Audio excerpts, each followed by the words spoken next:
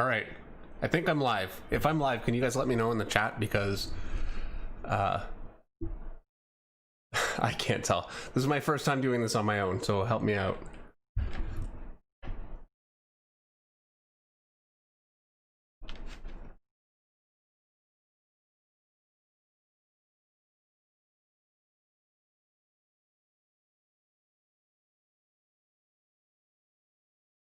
Hi, Dr. Magic. Thank you for coming. I started a little bit early because I really wasn't sure how this was going to work out, so I thought maybe it'd be a good idea to just give it a go and let you guys be my guinea pigs. So thank you. And thank you for coming. I'm live. Thank you, Nathan. Hi, Arseni. Arseni. Hi, Jim, Odin, Raphael, Tim. All right, thank you, Drake. So I was thinking for this first live stream, I was thinking about drawing Moon Knight. So that's kind of what I had in my head. So I think I'm not going to keep you guys waiting. I'm just going to get started. As I go along, I'll zoom in on the paper a little bit so you can see, but just to start out, I wanted to just get a sense of the overall picture.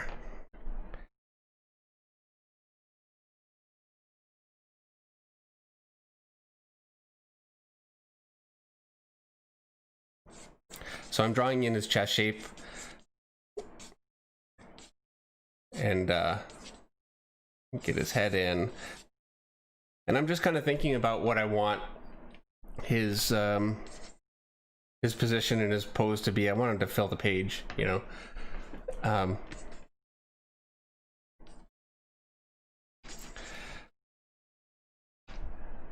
know what? I'm gonna change that.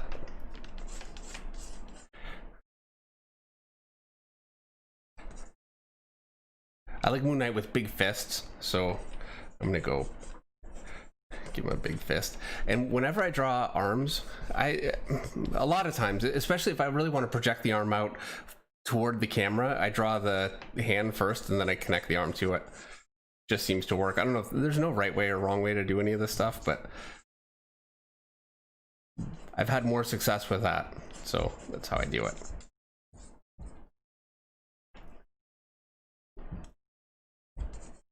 Hopefully the drawing is showing up clearly. It's actually very difficult for me to see on the screen, and there's such a delay for me looking at it that we'll see.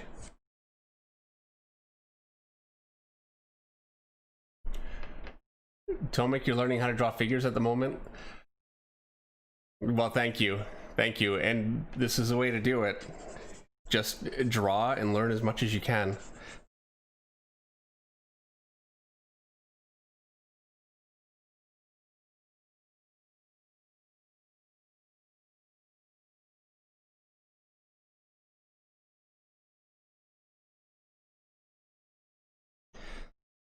I've got visitors. So my son live streams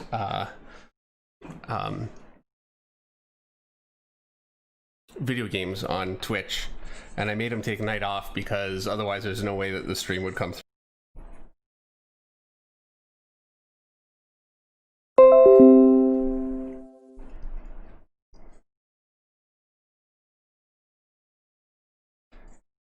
And hopefully you guys will give me a chance to kind of warm up to do it. This is, I really feel like I'm talking to myself. I'm looking at the screen, and when I'm looking, I feel like I'm talking to you guys. When I'm looking down, it's a little awkward. I'll get better. Fortnite, and that's right. Thank you, Mike. That's exactly the game he's playing. Fortnite.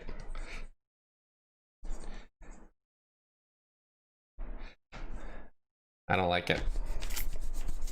This is the worst part of every drawing, especially when somebody's watching.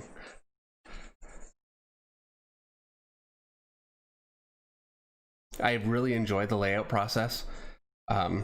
Generally, when I'm laying something out just on my own, I shut everything off. I like to watch movies or books on tape like Audible. But when I'm laying something out, it's my head's kind of got to be a little bit more in the game. So this might be a little bit awkward. I'm kind of multitasking. I like that better, I think.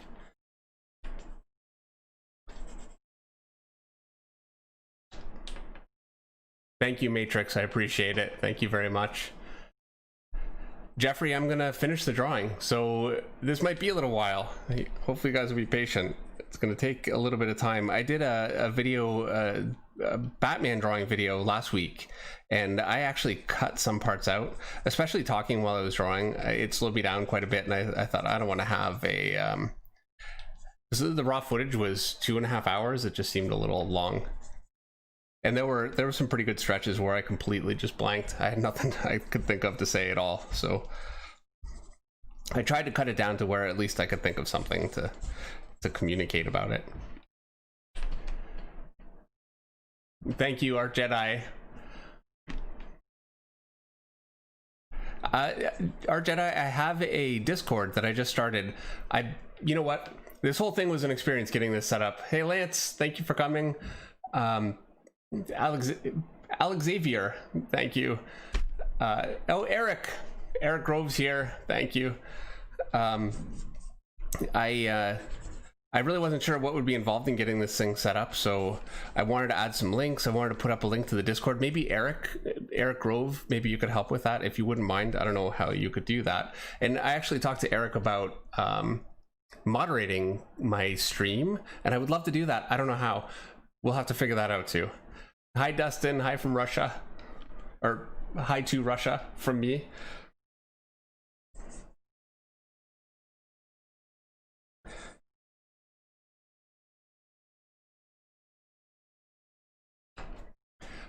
I don't know if I'm coming off the page here. Let me just move it.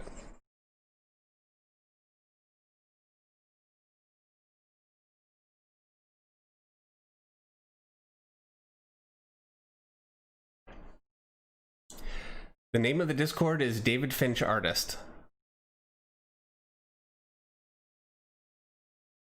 All one word.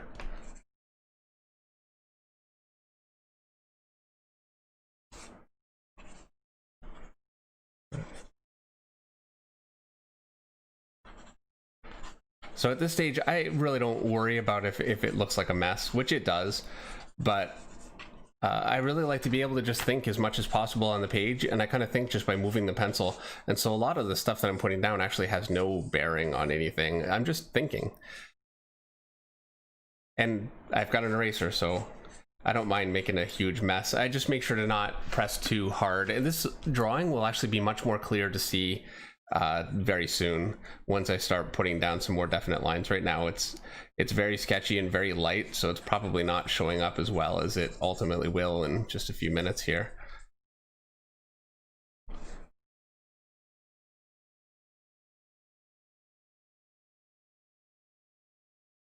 You know, I have a question actually.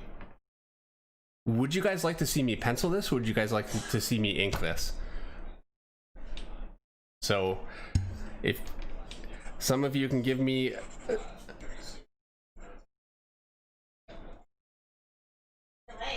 there's a delay. Now my wife came down. Everybody's checking to make sure that this is actually working out. I think that they're surprised that I was able to get this up and running. I'm surprised. Yes, she said, yes, we are.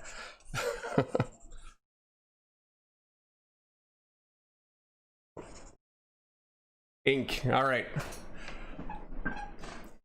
Well, John, as much as I'd love to do both, I can't just do I can't do both. I wouldn't have time.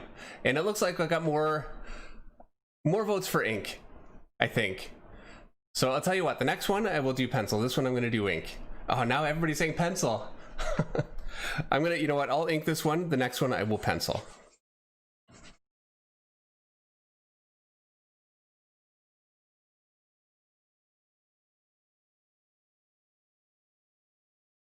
And actually, hold on. Telephone. Because I'm making this, you'll get to see a major part of my art process, and that is trying to find my tools.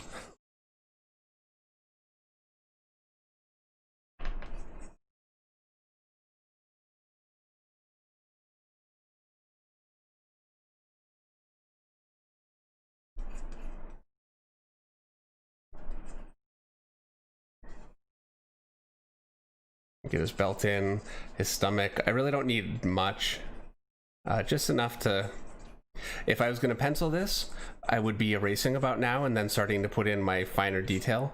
Because I'm inking, I'm going to erase this down and then just start inking it.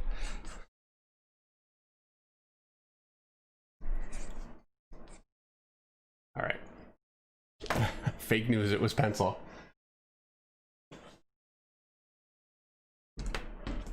Look at that. I had my pen right there.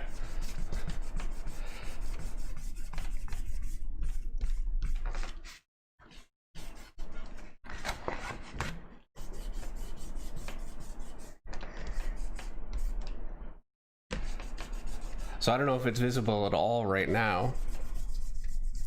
And I'm trying to make it as light as possible so I can barely see it, so I can keep my drawing nice and clean. But it's there enough that I can see where everything is, and it gives me enough to go on. And the nice thing with ink is it's so high contrast compared to the pencil that it really works. I think, hold on, oils. Yeah, I have done digital. I've done quite a bit. It's been a while, and at some point I'm gonna start trying to do some of that again. I don't know when that is really.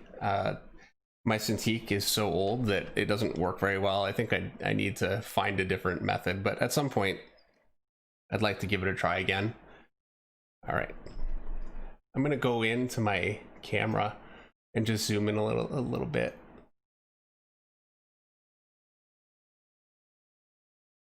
All right,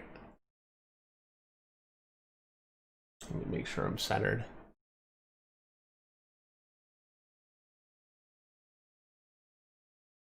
Seems good. All right. And for whatever reason, I always start with the eyes every time, pretty much no matter what I draw. Thank you, Dragon12. I appreciate it. Yeah, 6 Illustrate, I am going to eventually do a full pencil page tutorial, start to finish. I have actually a lot of plans to do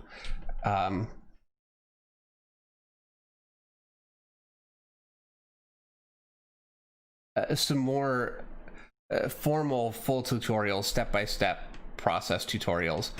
That's really my plan this whole time, has been to get YouTube up and running. Especially, I'm not a presenter, to say the least, so I wanted to just try and get the stuff out there and try and get comfortable. And once I really felt like I knew where I was going with it and what I was doing with it and what kind of format I wanted to use. Oh, by the way, before I forget, my live stream setup with the live chat, which is not on there, I couldn't figure it out in time, next time, but that's all by Jimmy Reyes, who has a YouTube channel. He's phenomenal. I think he's actually streaming right now, or soon, in an hour.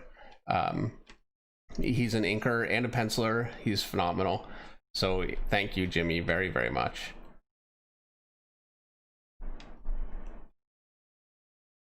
Vlaz, I certainly can do a face and head tutorial, and that's something actually that for the YouTube channel I can do very soon. It's a bit of a quicker.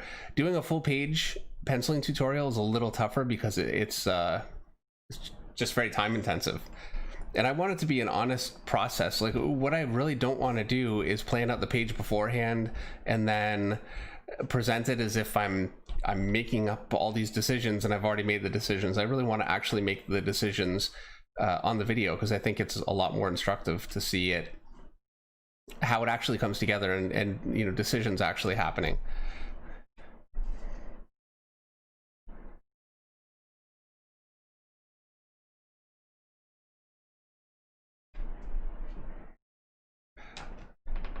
So I'm blocking everything in. My line is not the prettiest right now. That looked a little low. And I'll be able to fix it as I go. I almost treat this like a pencil. I'm really not an inker, so when I'm doing this, I just get things blocked in, and if I don't like it, I just use whiteout and clean it up. And I also find just drawing in my actual line weights and shadows and that kind of thing just naturally cleans things up quite a bit anyway. So a lot of that kind of sorts itself out. I guess that's the one benefit of using a ridiculous amount of detail is I can cover a lot of sins.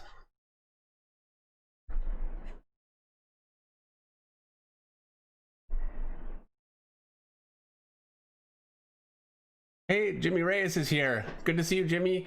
I would just mention that you made my overlay, so thank you very much. That's a huge deal. I really appreciate it. Hopefully you're doing well.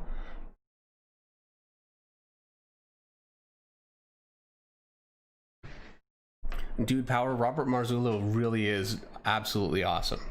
He's a phenomenal teacher and he's a great artist. And he's actually helped me out quite a bit with this whole process. So yeah, he's great.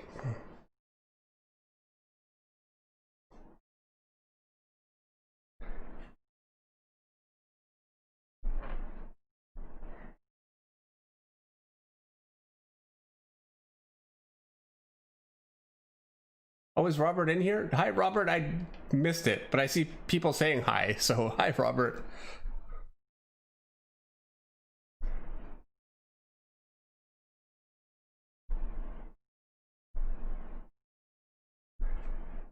Michael, you can't find me on Discord. I'll have to work on that. I'll put up a link. After this is done, I'll put up a link to it.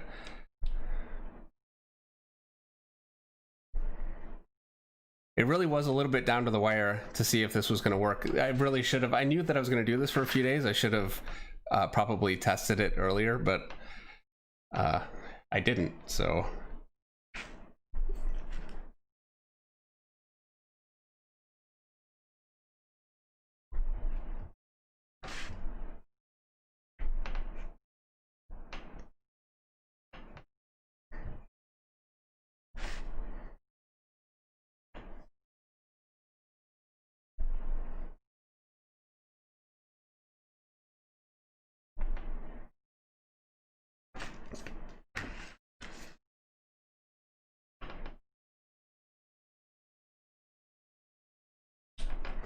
Hi, Luca. Thank you for coming.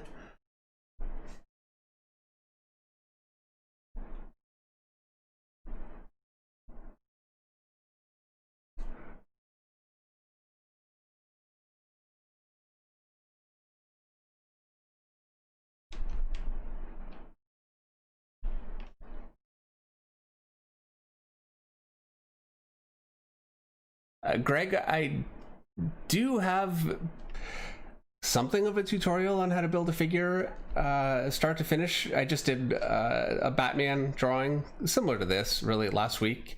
My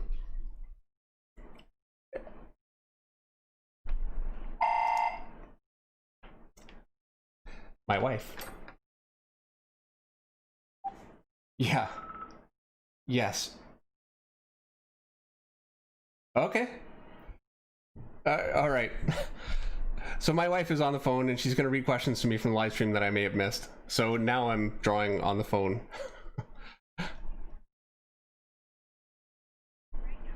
Yeah. I saw that, yeah. Meredith, why don't you come down here? It might be easier.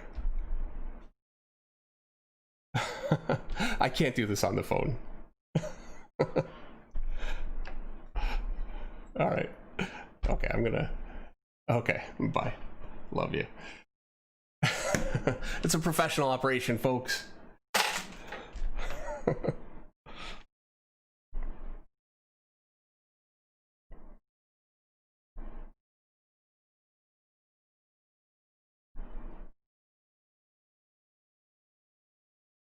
I'm getting his belt in.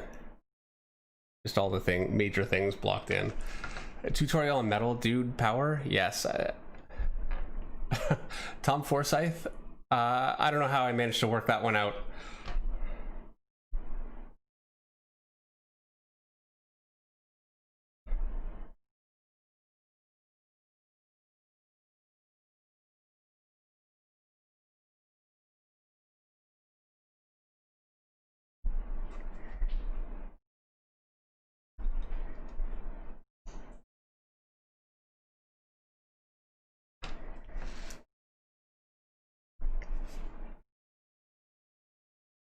Dad, Mom didn't want to go, so she sent me. You want me to read them too, or? Sure. Like, be honest. You need help. Sure. All right, it looks like I've got help. My son's coming to read some questions. All right. And I've made it so he's not able to stream his game, so you might as well help out with this. Can you read it from there, Everett? Yeah, I can read it. Okay. What's your favorite character to draw? Batman, probably. Moon Knight, Wolverine. I like all the darker characters. Any character that I can add a lot of mood to with shadow is always my favorite. Would you consider a tutorial on rendering? Mine always looks kind of muddy. Yeah. Tim Adams.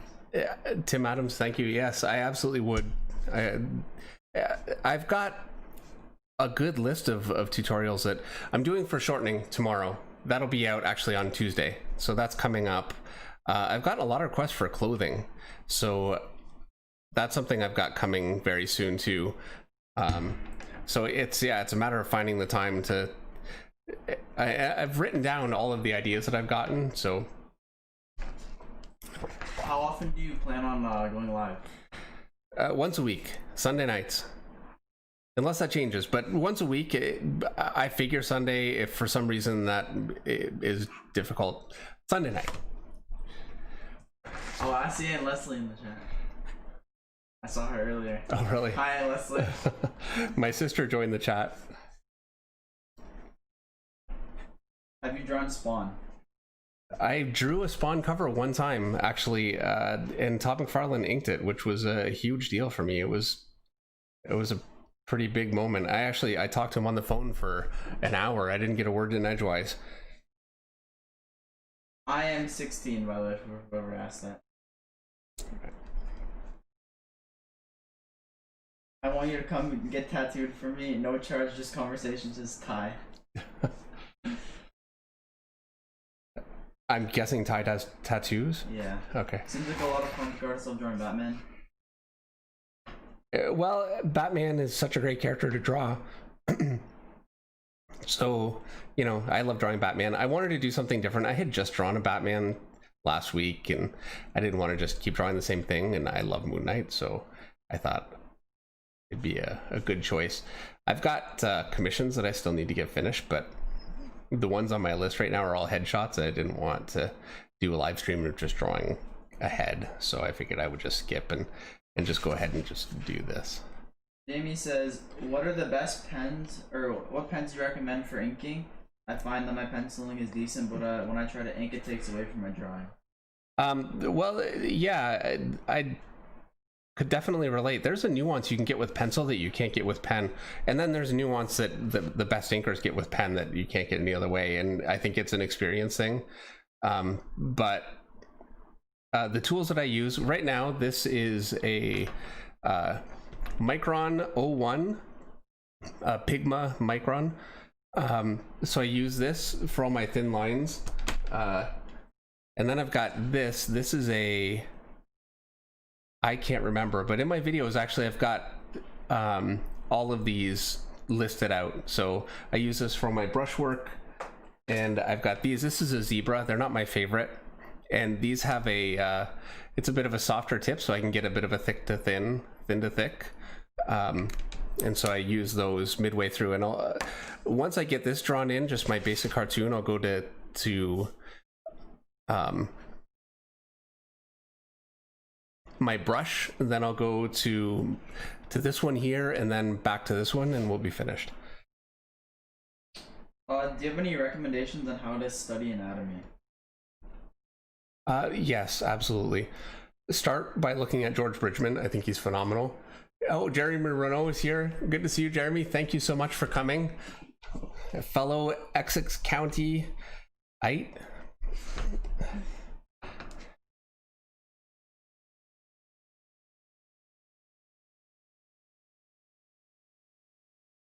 Can you do a tutorial on how to draw hands? It would be very helpful, thanks. Yeah, absolutely. I think that would be a great tutorial. The hands are tricky. They are very tricky. And the thing about hands is every different angle that you draw them at, they're totally different. they have so much movement that you study the form of the hand, you have to study it from every angle, and then you have to start learning how it moves, what the limitations are, and what you can get out of it. And the only way to do that is through study. And my favorite way of studying, truthfully, because I'm a comic book artist, personally, I think the best artist of all time for hands is oh man, put me on the spot and I can't remember my name. Joe Quesada and someone else, and I will think of it in just a sec. Carlos Pacheco. I think he's phenomenal. So much of my hand stuff is from Carlos Pacheco. All right, so I've got it basically drawn in here. Now I'm going to go ahead and erase it down just a little bit more, and I'm going to start inking. Well, brush inking. I can do this for 5 more minutes and have to go, just saying. Why'd you do it? My help is leaving. So well, I'm going to be on my own. All right, I'm going to zoom back out so you can kind of see the whole picture a little bit more. All right.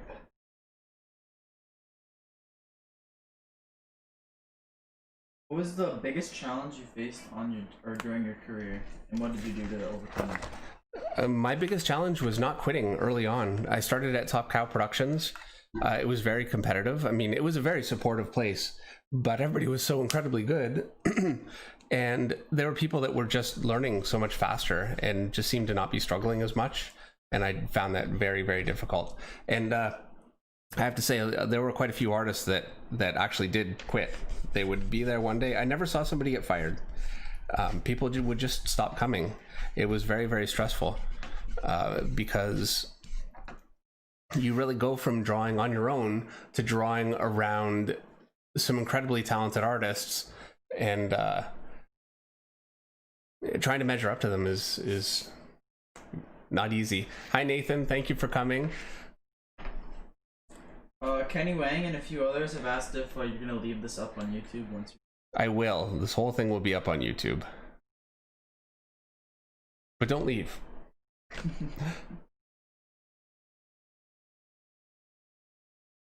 What's your opinion on inking through digital methods compared to that of brush and pen, Luke? Right now, I prefer brush and pen. It doesn't have the same...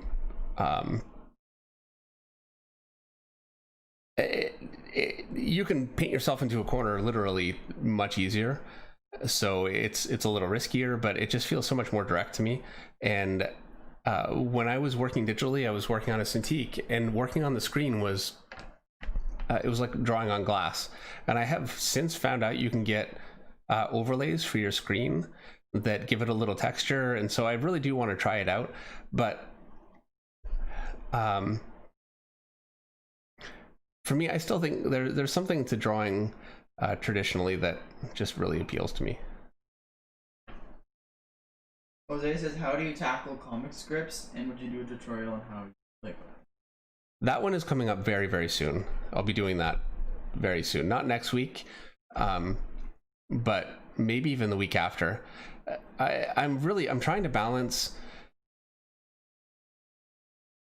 what I'm getting a lot of requests for and what I think would be, you know, really the most useful. Like gesture drawing I did last week, and I didn't really actually get a lot of requests for that at all, but I just found in my experience in helping artists learn, it's the #1 way that I've seen artists improve quickly. So I wanted to put it in, even though it's, you know, wasn't exactly able to show off any good drawing in it, and it wasn't visually the greatest video probably as a result, but I thought it was important, so I did it. And I do think that putting together a page and making visual storytelling decisions is an important video to do. So that one's coming up soon. Is the project that you were working on before the virus still going to come out? Yes, absolutely it is. I'm still working on it. It's gotten a lot longer. So thank you, Mike. I appreciate it.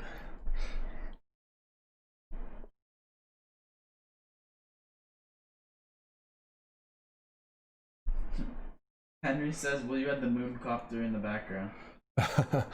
Not this time. Have you ever drawn Doomsday? Dark characters as power. I have drawn Doomsday. I can't remember if I've drawn him in a comic though. I've drawn sketches. I'm pretty sure I've drawn him. It's honestly, it gets hard to remember who I haven't drawn. I drew Forever Evil and it had so many characters in it. He might have been in there. He might. I'm not sure. Well, thank you for having me, but I must part ways now. See you, everybody. Thank you, Everett. You're welcome. All right, I'm on my own. Black Knight, my best advice on drawing Wolverine is to look at Mark Silvestri. I think he draws the greatest Wolverine. And Adam Kubert. They both did Wolverine right around the time when I was just really getting into comics, and they were some of my biggest influences, especially Mark. So if you ask me, yeah, I'm going to tell you the influences that really got me into it early on. Arthur Adams is an incredible Wolverine. Ultimately, though, I would say for any character, if you understand anatomy and you can make that work, then you're 99% of the way there. And the rest of drawing a character effectively is remembering who you're drawing and who they are, what their personality is, and the way that they move. So if you're drawing Wolverine, you're not going to draw him in the same way that you would draw a Cyclops. Cyclops is much more upright and, you know, a little more stiff and rigid, and Wolverine is hunched over and feral. And he also has, I think the reason he's so popular is he's got his honorable side too. So mixing those two together and just bearing that kind of thing in mind, whenever you draw any character, the more you bear in mind who they are, I think the more lively they are on the page. Bruh boy, I have never drawn Mr. Miracle, no.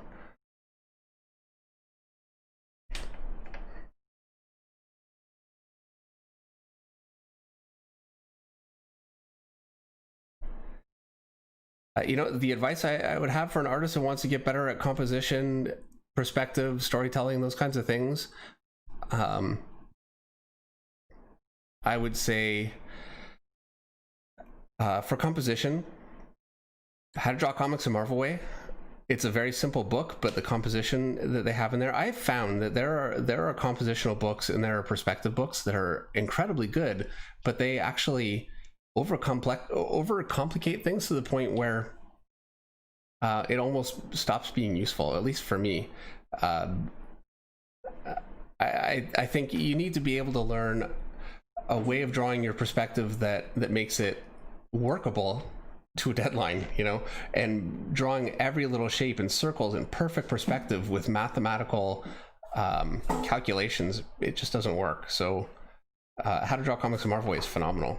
And Andrew Loomis has a really good book on perspective. All his stuff is available in PDFs for free online. What was your favorite? My favorite Forever Evil page. Wow. Christian, I really like drawing all of the pages with Bizarro. I think it's hard for me to point out exactly which page, but I loved Bizarro. I was very upset that he was killed. I argued, but I lost, obviously. I mean, it was too central to the story. He had to die for the story, but it was tough. I really wanted to see him live, so I fought for him.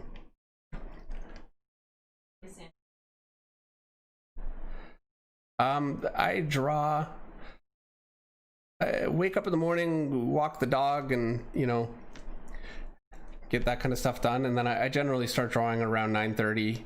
I finish at 4, spend time with the family and have dinner and those kinds of things, and then I come down. I'm usually working again by about 8:30, 9 o'clock, and I can work until 2 o'clock in the morning or 3 sometimes, or sometimes I'll just crash and go to bed at midnight. And then there are days I work too long, especially at night. I work better at night, and I'll end up just falling asleep during the day for a couple hours, and I lose a bit of the day. You know, I'd be better off if I parted out my time more wisely. But excellent. I don't know if you have any tips for keeping similarly designed characters distinct looking. he notices a lot, or a lot of artists have very similar faces. Keeping characters more distinct looking. Well, the challenge is that when you learn how to draw faces, you learn from a template, essentially. I mean, we all do.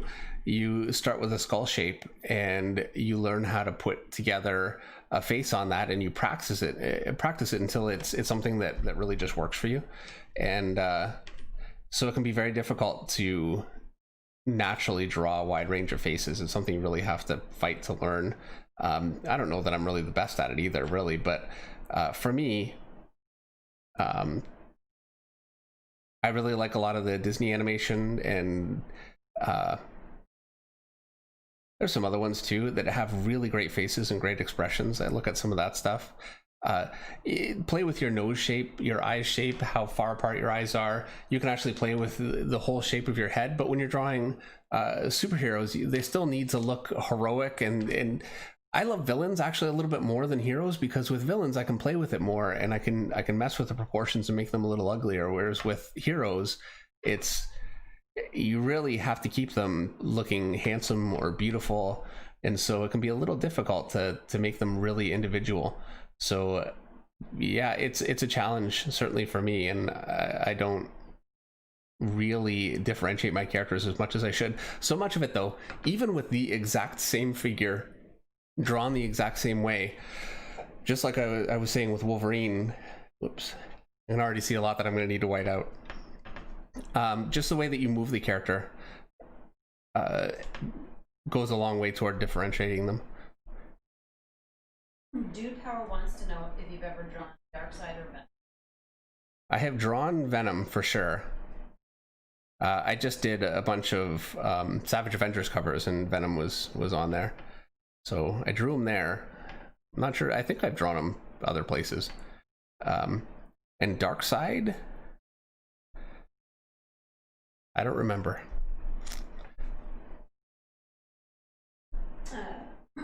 Do you think 3 or 4 hours of drawing a day is enough to progress in them? Yes, 3 to 4 hours a day drawing is absolutely enough to progress. And you have to bear in mind, until you're working professionally, life intervenes. So I think if that's what you're able to do, and you're doing that consistently, you will absolutely get better. It actually, more to my mind, it comes down more to the way that you learn. If you just draw pinups like this all the time, you really won't progress a lot. Like what I'm doing right now this is like an expression of what I've already learned. So I'm just drawing a picture based on what I already know. I'm not really learning from this so much. If you want to learn, you need to study anatomy specifically, and study storytelling and perspective and those kinds of things. Perspective, I do feel like actually it's maybe easier to learn in practice. I have to admit, I didn't study perspective really at all before I broke into comics, and so it was like a crash course trying to make it work. And the way that I did it early on was I would go through artists that did perspective really well, and I knew about horizon lines and perspective points, and so I would actually just kind of map out, looking at the comic, where their points were and what kind of a grid they were using, and I would use that. So I wasn't actually stealing their picture, but I was stealing their perspective grid and type of angle, and that really helped me for a little while, until I started getting a little bit more comfortable. So someone wants to know who inspired you, like what were your inspirations, what helped you create?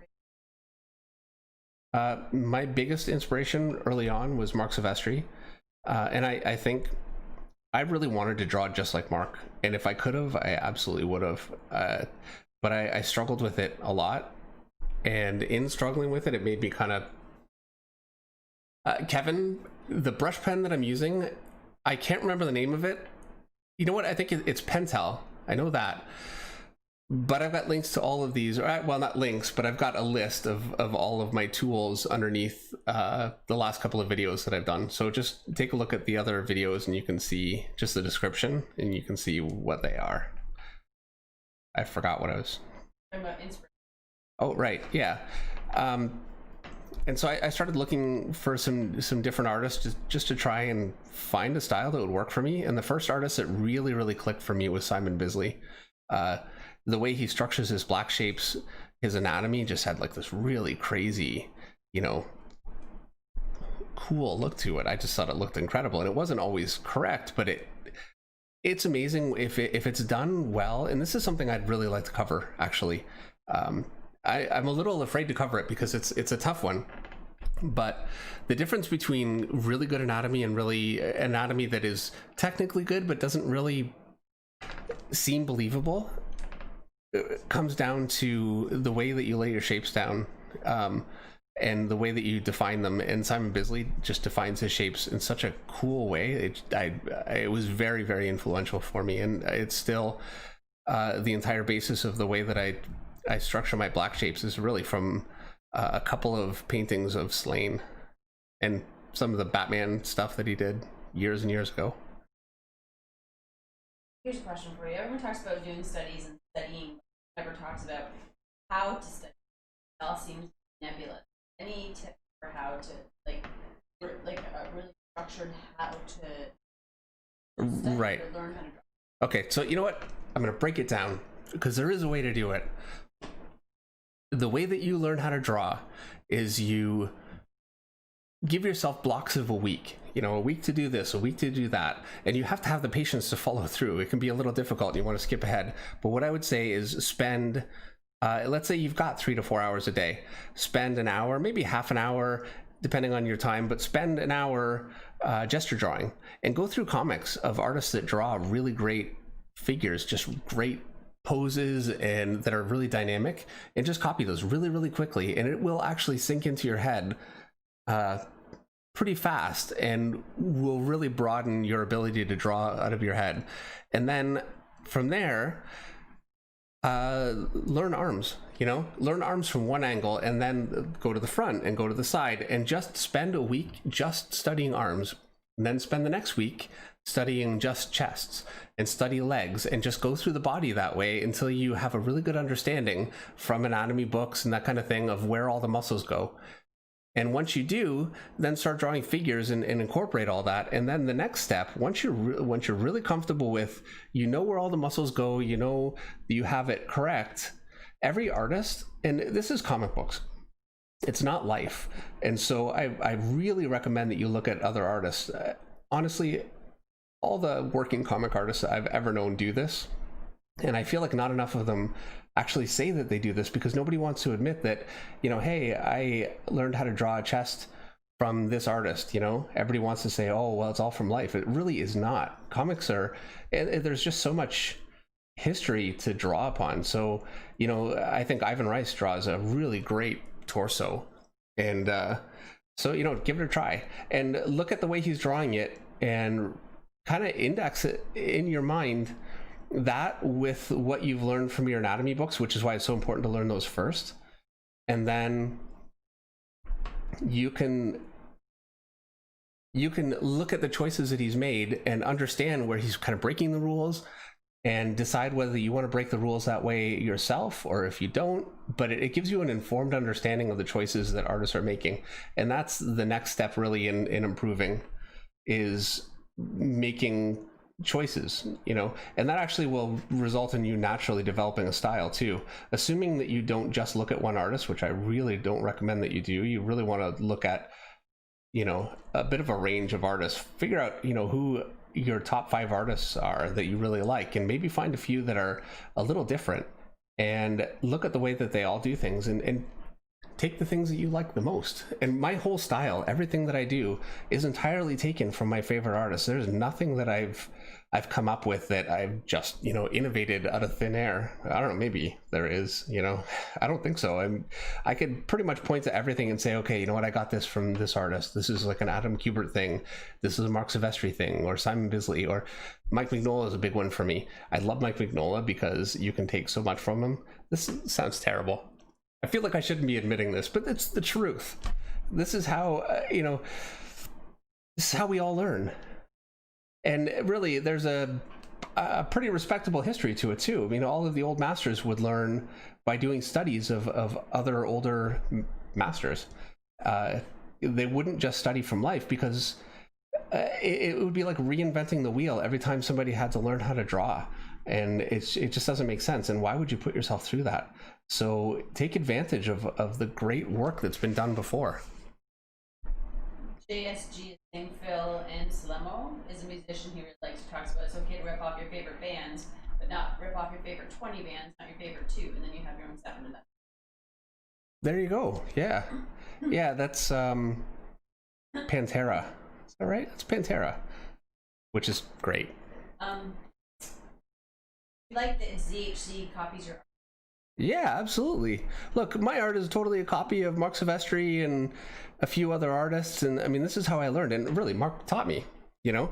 And ZHC having influences, I feel like he's gotten some flack for that, and I think it's a shame. I don't think he deserves it at all. First of all, he is an incredible guy. He's so entertaining to watch. I think the reason he's so successful is he draws a really nice picture, but also he's just a blast to watch. People just love him. So, you know, yeah, no, I think it's perfectly okay with me. People have been asking about who they can contact. Comicsketchart.com for commissions. I should put that link up on the YouTube channel too. But yes, for commissions, my commission list actually is not open right now, but it will be very, very soon, like within 2 weeks at most, actually. So we had conventions, obviously, you know, that were canceled, and so I had commissions that were lined up for those conventions. We took pre-show commissions, and so I've had to get through those just at home. It can be a little bit more difficult for me to get these done at home because I've got, you know, conflicting things that I need to be working on. So I'm a little behind where I'd wanted to be, but I'll be taking on new commissions in 2 weeks at most.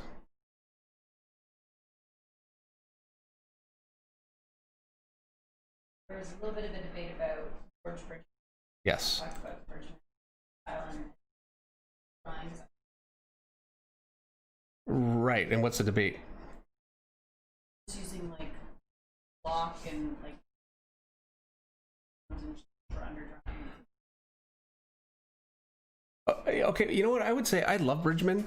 I'm a huge fan. I have to admit, when I learned from Bridgman, I never read a word of it. I just looked at the pictures. You know, the words meant nothing to me, truthfully. So, and I also knew that Bridgman, as great as he was never trying to teach anatomy in the sense that, you know, this is exactly where all these muscles go, and it wasn't like an anatomy book. So I treated it a little differently, and it wasn't the only thing that I used. I just really loved how he was able to get so much strength and rhythm and harmony and out of his figures, and I love the way that he would show how he could block forms together. I thought that stuff was really great.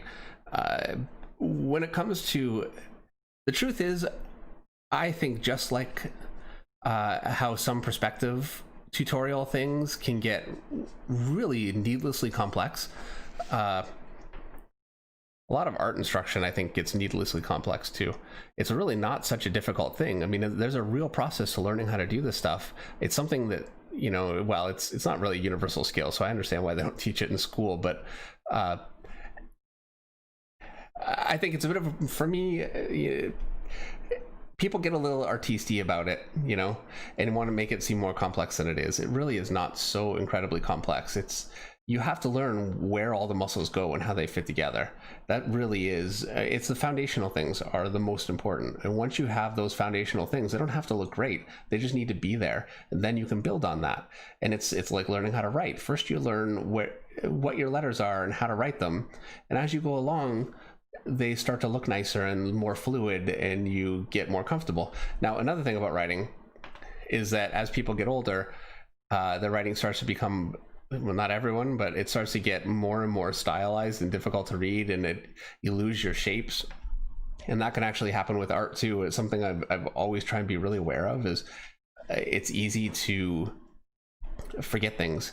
And so I was talking to Robert Marzullo, who is, I don't know if he's still here, but we were talking about forearms, and we were talking about a connection of a muscle in the forearm, and I realized I could not remember how it connected, and I was connecting it wrong, and we were kind of going over it.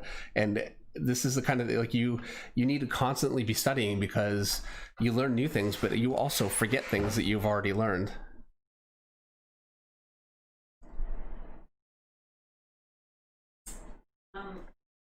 Sketchmatic wants to know, how do you really get yourself out there to see your mom? You know, these days we've gotten away from sending messages, or I've never. Yeah, well, they used to when I got in. Now, I didn't get into DC or Marvel. I don't know. I tried, and I got a huge pile of rejection letters. But I don't think you can even submit now. But the reason you can't submit is with the internet now, it's so much easier to get your work seen.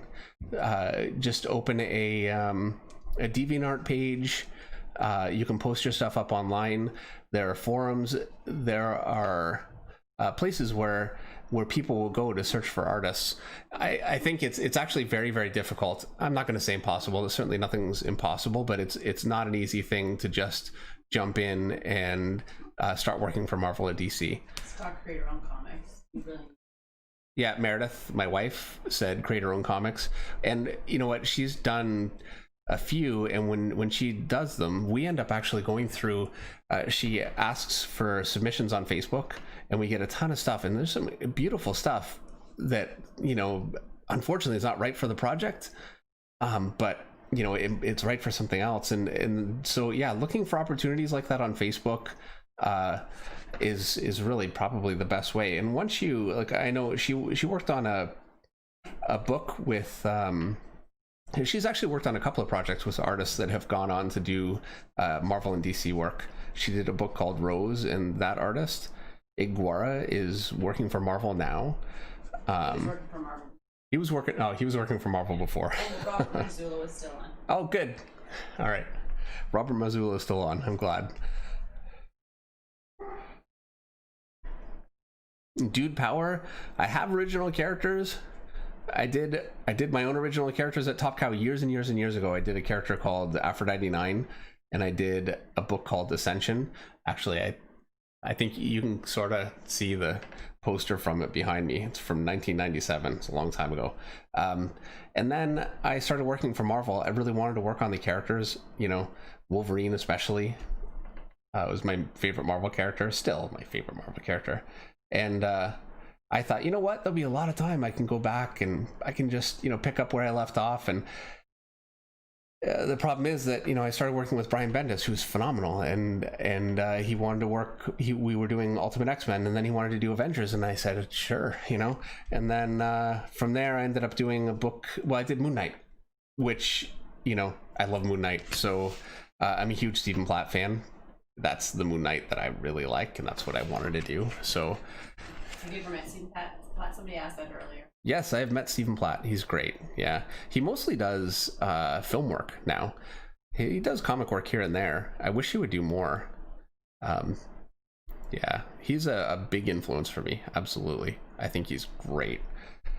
I really, you know, I understand why some people have a problem with artists that are a little bit more stylized and you know, really go far away from, you know, naturalistic anatomy and that kind of thing, especially when it's not like an indie style. People seem to be a little bit more forgiving, but somebody like Stephen Platt, they can be a little bit they find it off-putting, some people, you know. But I personally love that stuff. Like, I love Rob Liefeld's work. I just think it's got so much energy. Like the stuff he did on New Mutants years and years ago, and it's just, you know, it was just fun. He was having fun, and you know, I think this is it's an entertainment medium. I don't consider myself to be an artist. I consider myself to be, I don't know, I mean, entertainer is not really right, but I'm a comic book artist. I never wanted to be an artist. As a matter of fact, I never got into drawing really until I was 20, because all the experience I had with drawing or art was stuff that I thought was mind-numbing. I couldn't stand it. So I could go on. All right, so here's a couple questions.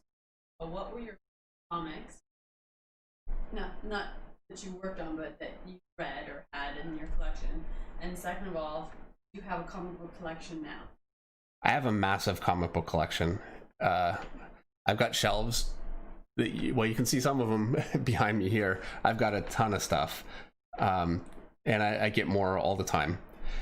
And the first comics that I got were I borrowed comics from my sister.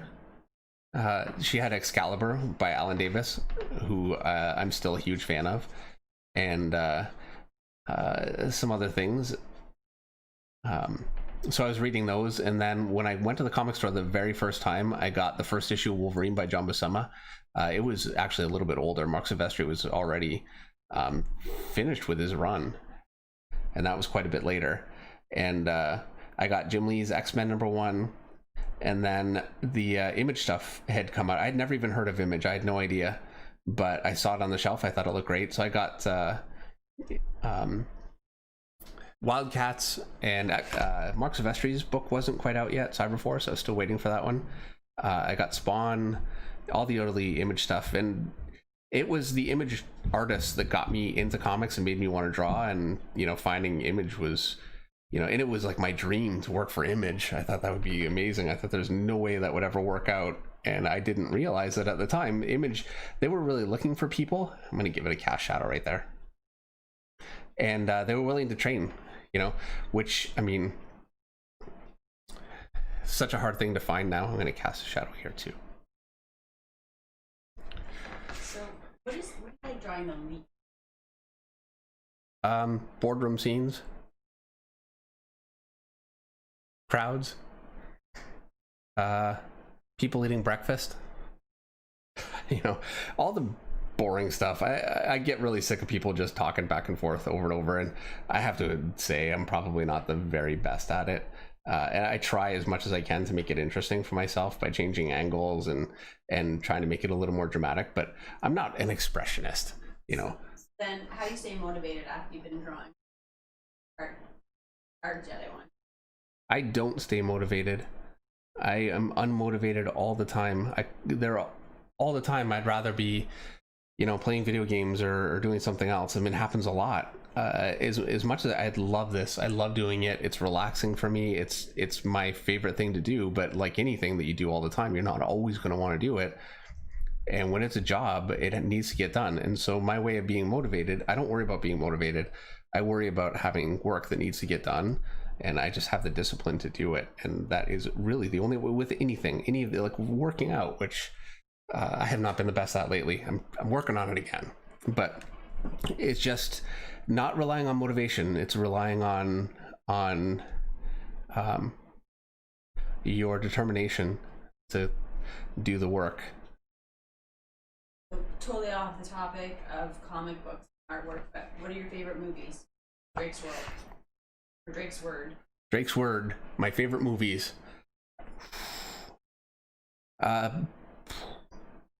A lot of horror movies really are my favorite. I was talking to a few artists. Actually, it was the last convention I was at. I was talking to Kyle Higgins and Mark Silvestri were there, and we were talking about movies, and I said my favorite movie is Alien Covenant, and they were laughing at me because it's a terrible movie. I don't care. I love that movie. I thought it was great. And, there was so much that I had so many questions, and I thought they all had these amazing answers, and I was dying to see the next movie for them to play it all out. And then the next movie came along and the answers were all garbage, but I still love that movie. What about video games? My favorite video game ever actually came out this year. It's Meredith,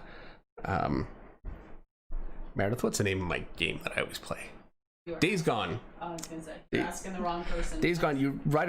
I've got a. I was gonna say it's the motorcycle game. It's the motorcycle game. Yeah, it's motorcycles and zombies. I love zombie games. I love zombies, and I love motorcycles. So it's great. It's like an open world game. You ride around on your motorcycle, and then there are these huge hordes of zombies that will converge, and you have to fight them all at once. It's an absolute blast. So here's a question: how many times did you start a picture halfway? And then stop and completely abandon it and start another. How often does that happen? You've been working in comics for a long time. It happens. It definitely happens. Not very often. It happens with covers. Sometimes I just get a little bit in my head and I'm not liking it, and there are times I've done that, and then I go back maybe a year later and it's sitting in a drawer. Okay, so I've got the shadow basically worked in here. Hopefully it's losing some of the picture here, but I've got the shadow worked in. I'm gonna go ahead now. I'm gonna take my zebra. This is a zebra pen, and I'm gonna start working in finer details in my rendering. I can't get a really fine tip with this, so from there I'll go back to this pen to finish. But Robert Marzullo wants to know how you work on your speed.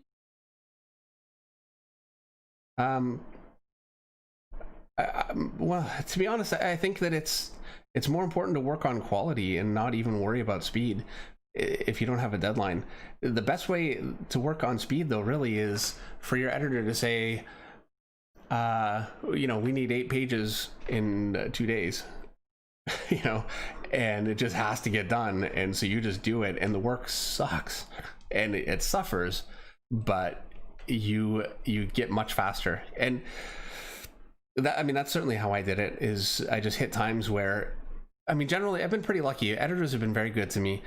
The times when I've really had to rush, it's because I just have not been working. As much as I say, you know, I work when I'm not motivated, there are times I don't work, and then I end up paying for it, and I just have to crank out a bunch of work all at once. And you'd be amazed at how you know, you do it enough, you draw enough pages, and you can just rely on what you know and just start going, and you just can't question too much. You just go with it, and your first, and this is why, you know, the work can be really good, and it's maybe sometimes some of the best work that you do, and then it can also be trash because you really don't have time to rethink things and fix it when it's bad. You just keep moving. The other thing that I think really helped me be faster when I needed to be is I would actually lay out my entire page just with pencil, and like the way that I did this before Shadow, but with a pencil. And then I would maybe lay out 3 or 4 pages that way, and then I would give myself like 3 hours to do that, which is fast. And then I would give myself 3 hours per page to render them, put all the shadows in and the detail. And I would put all the shadow, the way that I did this, I'd put all the shadows in first. That way, if I have to walk away from it, at least it's finished somewhat and I could turn it in. And then I would put in as much finer detail as I could get away with until my 3 hours were up and I just had to move on. Dave, just open your candle, your camera a little bit for the rendering. Sure. I don't think it's clear. All right. The fine detail. People are very excited about it.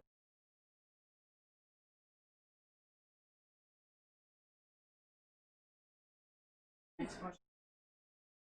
What's the one tip you wish someone started?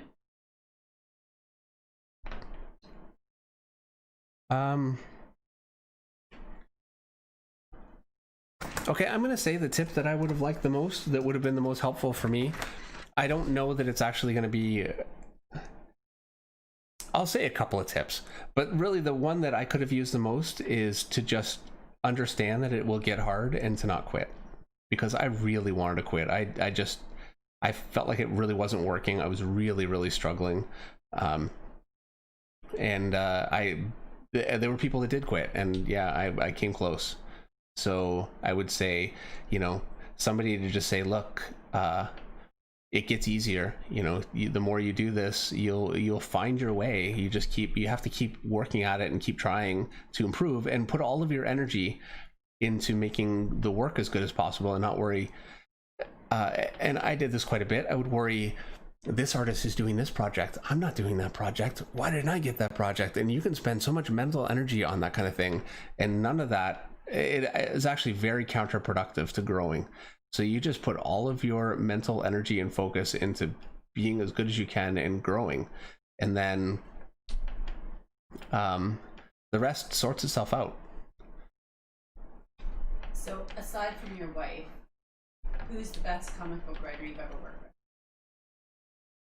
I mean, I put that caveat in myself, because clearly I was the best, but aside from me. Right.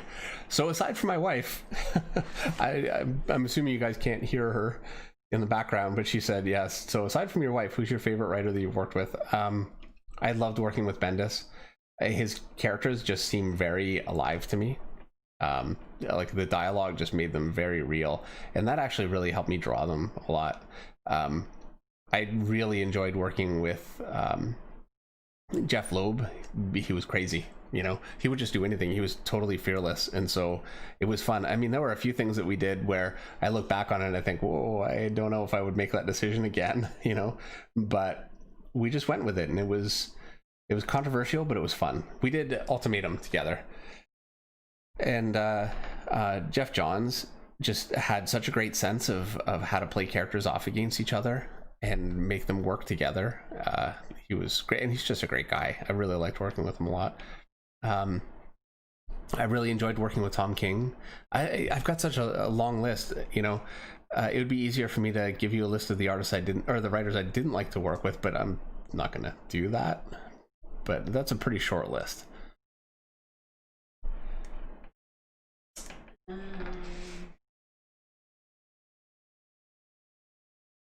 Oh, they can hear. Jason Bascom says. Okay. It's no biggie. Of course, no biggie. I'm reading the questions, Jason. Who draws the best Batmobile? Sean Murphy. Sean Gordon Murphy. No contest.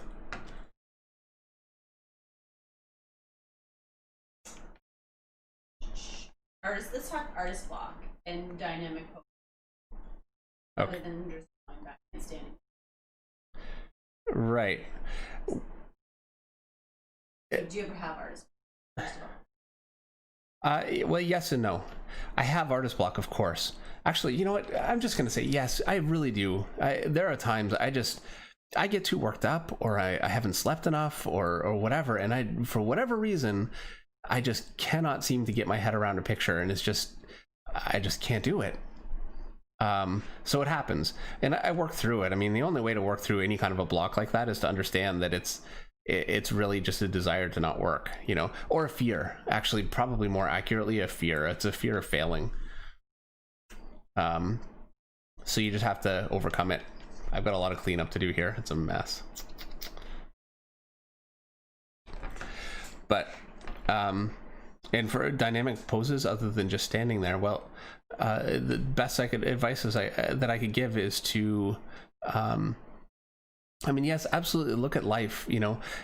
If you want to draw a couple of old men playing chess in the park, well, the best way to learn to do that is to, you know, find an image online, and don't just copy it, because you won't really learn that much from it, and it can look a little static, anything copied from photos. But do gesture drawings from it and get a feel of it and put yourself in their shoes. It's something I think is so important, but it's a difficult thing to get across. So much of when you're drawing a character, you want to feel that character. And, you know, I think I really love the darker, kind of angrier characters, because it's like a visceral feel that I can get from drawing it, like, you know, and that appeals to me more than drawing people playing chess, you know. But it all works the same way. You have to draw it, sketch from it, and feel what it's about. And that really, to me, is the point of gesture drawing. And that is how you get more dynamic figures. There's really no other way. There's certainly no other way that I'm aware of, or anyone I've ever talked to. Canadian question. Favorite hockey team? Toronto Maple Leafs. I have no choice. All my friends like Toronto Maple Leafs. If I say anything different, I can't leave the house. Fair enough. Do your hands ever get sore, or just from all the hours you spent drawing, or you're just like your body's so used to it? Yes, my hands get sore.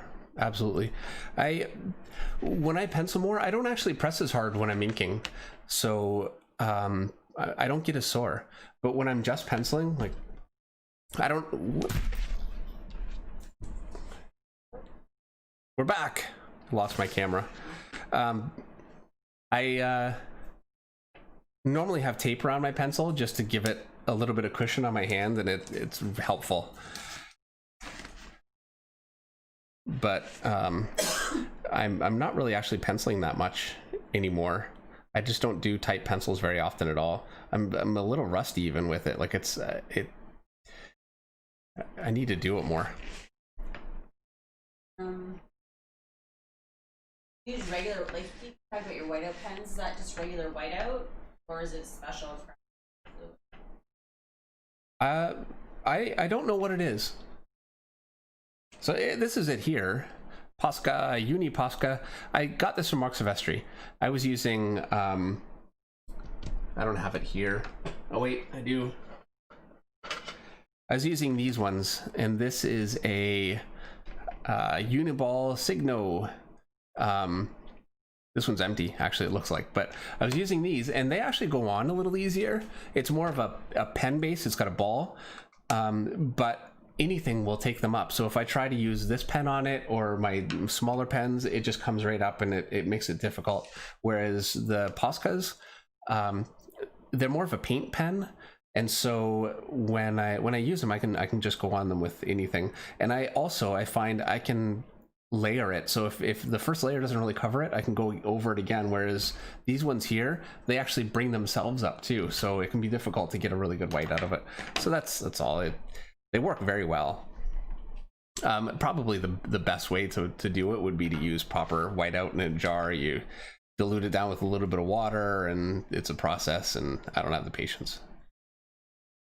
Let me ask about a zipatone. I don't know what that is, but you probably do. A zipatone is it's a tone. It's a clear acetate that's sticky, and you put it right on the page. You cut it with like an X-Acto blade, and it gives you like a pattern, like a dot pattern, that kind of thing. Something that was very common years ago and not common at all now. As a matter of fact, I think there are Japanese companies that sell them, but I don't think there's any company here.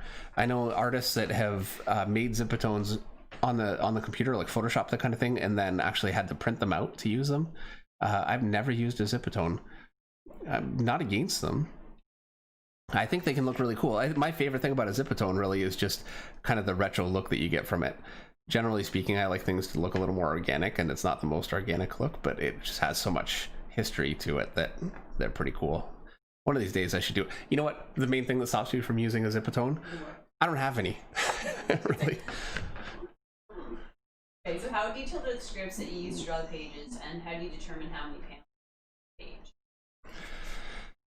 How many panels? Okay, well, I determine if I have a full script, it says, 6 panels on the page, and it will describe what the panels are. That actually makes things very, very easy. And unless the writer really makes a mistake, or I think things aren't going to be clear, I don't deviate from that.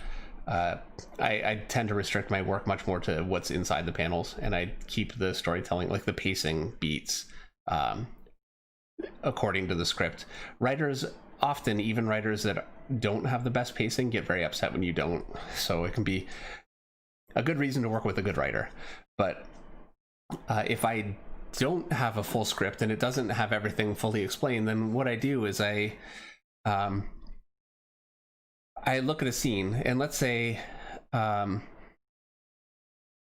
you've got a couple of guards and they're standing in a room, and then they hear a sound and turn toward it, and then you see the Hulk burst through the wall at them as they fly backwards, and rocks and things hit them.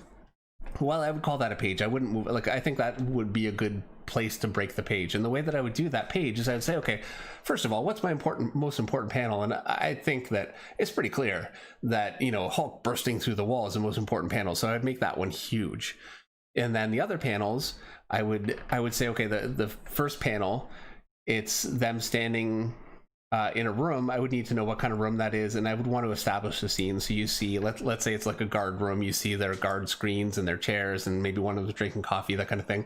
I want to make sure to get that all across. So I do a broader shot where they're smaller in the panel, and then I would zoom into a medium to close shot when you see them reacting to the sound as they turn their heads, and then I would show the big shot from behind them as Hulk bursts through the wall.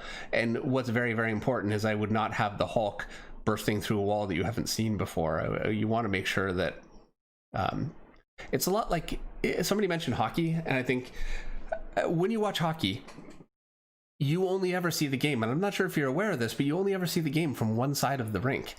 They never switch to a camera on the other side of the rink, ever. And the reason they don't is because if they did, it would actually look like the teams have swapped sides through it. Just randomly in the game. All of a sudden, you know, the Detroit Red Wings would be coming from the left instead of the right. It would just make it a mess. And it's the same thing with storytelling.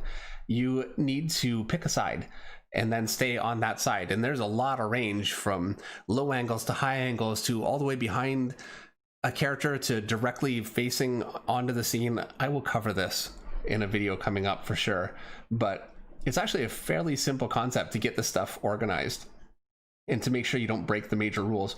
Once you get past breaking major rules, things can get a little more interesting and maybe a little more difficult, and there's so many different techniques.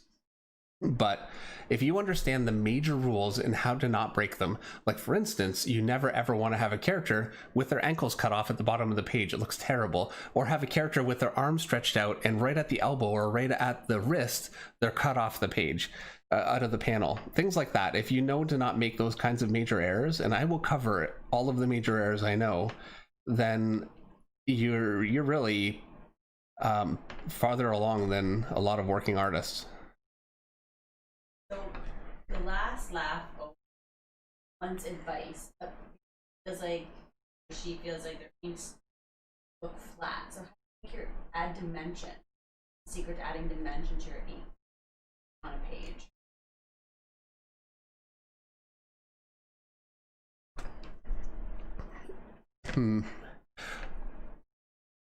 Okay, well, you start with your just your cartoon with no shadowing, and then here, there's only one way I can do this. I'll show you. So you start, here's your leg, for instance, and there's nothing but just a simple outline, and so it looks flat. But then if my light's coming from here, let's say, that doesn't even show up on the screen. It's not showing up here. From here, then the first thing that I would do is put in line weights. And I don't really do this enough, but I definitely have it in my head. And I would say, until you're comfortable, this is what you want to do. As the lines that are away from the light on the side that's away from the light are going to be thicker. And as they curve away from the light, they also get thicker. And then you want to make sure to accentuate any connection points. That's a connection point. That's a connection point. So I want to make sure that's accentuated. And then I can go thinner here. It's kind of curving up toward the light a little bit, and then thicker here. It's away from the light again. And here I've got another connection point. So I want to make sure that's very defined. I could even break up lines between them. I wouldn't do that on the side away from the light, but... And then here, I'm going to curve under, so that'll go a little thicker here. I'm going to curve under here, that'll go a little thicker. I've got a connection here, so I want to make sure that's clear. And then...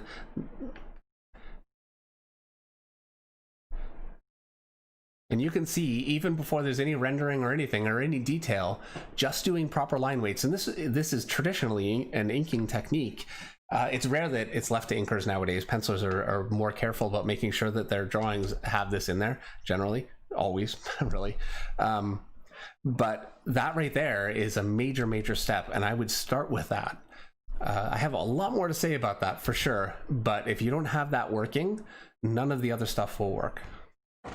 So here's a question for you. Have you ever tried to sharpen, shape your microns with fixed or one? Yes, this question. Dick, have you ever tried that? I know it'll take a second for him to answer, yep. But I didn't know that that was a possibility. I've never heard of that. So no, I've never done it, but I didn't even know it could be done. And what would be the purpose? I'm very curious, because if there's a purpose to it, I'm going to give it a try.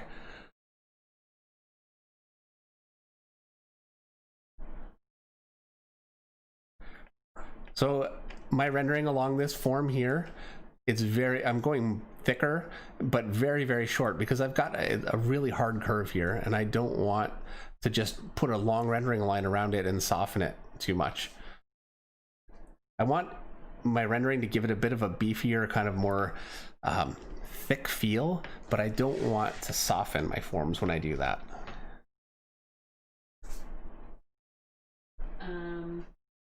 Neil Wilson wants to know, when you make your organic lines for rocks, is there a tip you could give to help create the amount of life you get marks and patterns?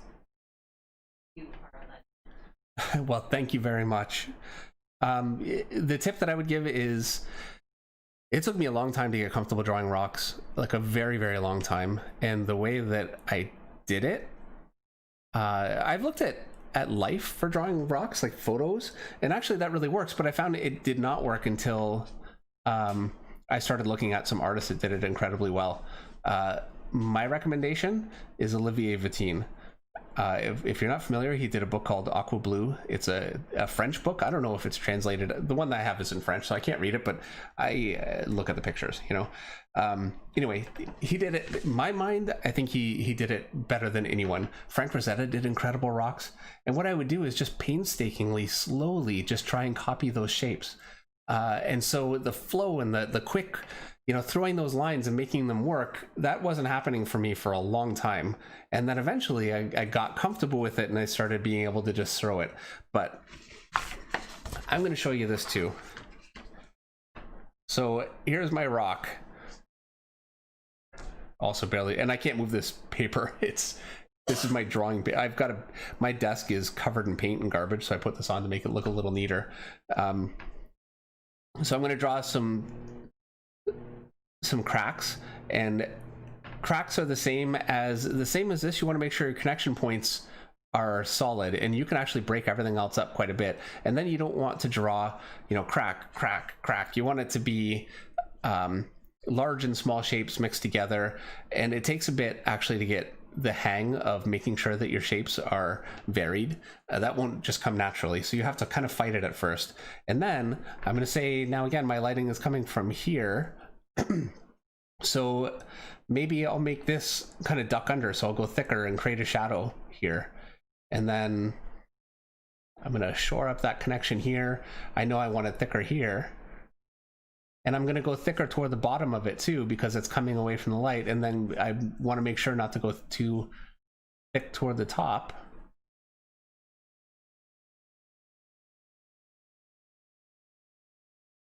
And I can just slowly start putting them together. I can actually create a little ridge just by not drawing all the way to that line and it's like leaving a little bit of negative space there. That can really work. It's a technique I like quite a bit. I use it all the time. And so that's really how it's done. I wish it was easier to explain. I remember Mark Silvestri trying to explain this to us when we were young artists. And I mean, the way he did it, it was incredible. It was beautiful. He explained it clearly. But we would walk away and our rocks would still be terrible, because you really do just have to work through it. It's a comfort thing. Hair can be the same.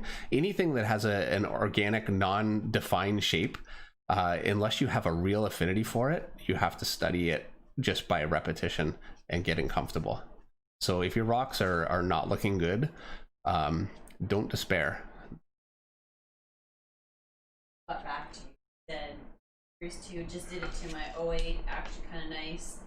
Thin and thick lines, but maybe a little in.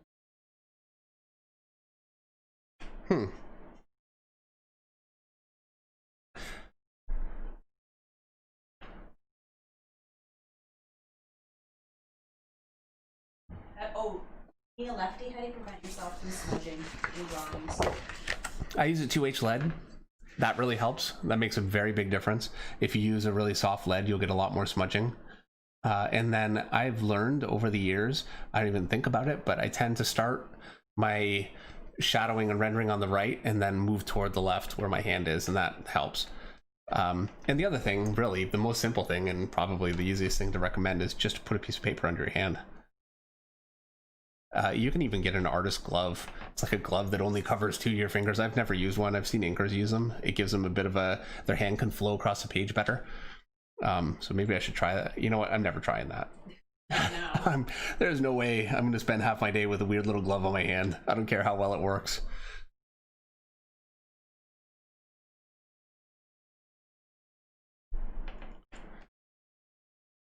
Just because somebody could come in the room and go, "What do you have on your hand?" Yeah. Let's talk favorite inker, favorite colorist. If you had like a dream team working on, if you were just doing pencils and you had a dream team, who would you want to ink you and who would you want?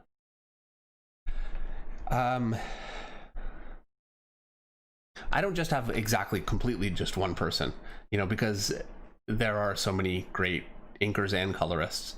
So I don't want to just say, oh, this person, and then, you know, other colorists and inkers that I work with say, oh, well, I'm done with this guy. So I would say some of my favorites, and I would consider myself equally blessed to work with any of them on a project, would be Danny Mickey, who I've worked with for years and years, is absolutely incredible. Richard Friend. Richard actually has a YouTube channel that is great. He covers a lot of different artists and talks about, like, he breaks down their style. I think it's a great channel.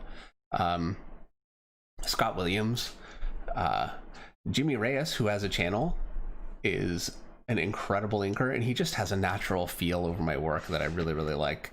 Matt Banning, Bat, is generally how he signs his work. I think he uses almost all quill, and he gets such a crisp, hard, chiseled line. And he actually, I really like harder shapes rather than softer shapes on everything, and he takes that even further. And I think a large part of the reason I like such hard shapes is actually I worked with him years ago at Top Cow, and I tend to learn a lot from inkers that I work with. So yeah, I've got a list of inkers that I think are incredible. Sandra Hope, I think, is amazing. I love working with Sandra Hope. And as far as colorists go, Frank D'Armata, he colors all my stuff at Marvel. Anything from Marvel. Right now I'm just doing covers, but if I do something at Marvel, it will be colored by Frank. Absolutely. I think he's great. And my favorite thing about him is I never know what he's going to do. I can't predict what his colors are going to look like. He has such a broad palette, but he also has such a cinematic palette. He knows how to gray things out toward the shadows and then really bring out and punch the color where you want to draw your eye. It's just a really sensitive touch. I love Tomo at DC. He's incredible. He colors most of my DC stuff when I can get him. He's very busy. Steve Furkow, he's colored some stuff for me at DC lately, and I'm thrilled whenever I can get him to color something. He actually is a video game artist, and so every once in a while he enjoys coloring comics still, and he'll do it, you know, but he doesn't have a lot of time, so it can be hard to get him to do something. But yeah, those are my top people. So just reading a couple comments. Michael Johnston Curry, ages ago in Dallas, you drew a small example of how to add texture to backgrounds. Mm-hmm. You were going to throw it away, and I asked you to sign it to me. I still have it, and it helped me so much. Oh, that's great. What was his name? Michael Johnston. Michael Johnston Curry. Well, thank you very much. That's really great to hear. I'm so glad that you kept it. Thank you. And then Jake Carlson, hey David, thanks so much for all of these videos. Your video on gesture drawing was really helpful for me. I focused so much on layouts and composition recently, and your advice helped me. Well, thank you. I am so glad the composition video helped. I don't feel like it was probably the coolest visual video to watch, but I do feel like it's such an important video. And there's so many ways to approach gesture drawing, and I certainly don't think that mine is you know, necessarily superior to others, but focusing on it and understanding how much it can affect your final drawing is great. I'm glad that you're getting something out of that.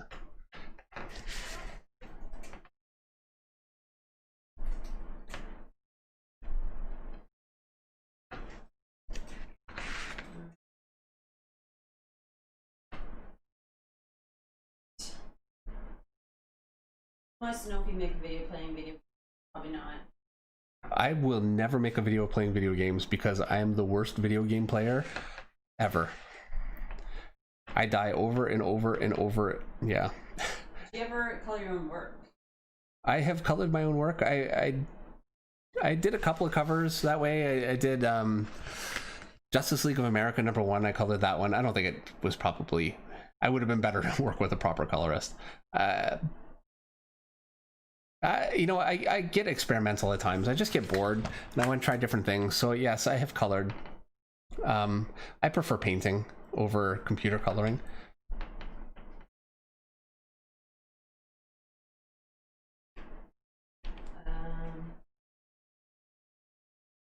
I'll answer this question. Does American chocolate really taste like rotten eggs?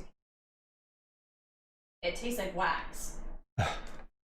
So Meredith just answered a question about American chocolate, and apparently it tastes like wax compared to Canadian chocolate. It has a high wax content. It has a high wax really content. Tastes like chocolate at all. Sorry. Well, whatever. I like American chocolate. I'll take any kind of chocolate I can get. I don't care. Not picky.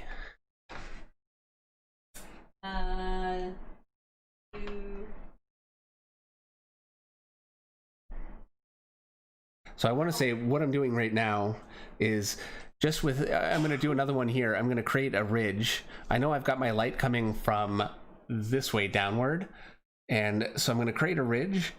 I'm just going to draw a thin line. I can't get that thick with this pen. Where it, because this portion is higher than this portion, I know that where it's away from the light, it's going to be thicker. So I'll go thicker there and thicker here. And then I can render up into it. Let me get there.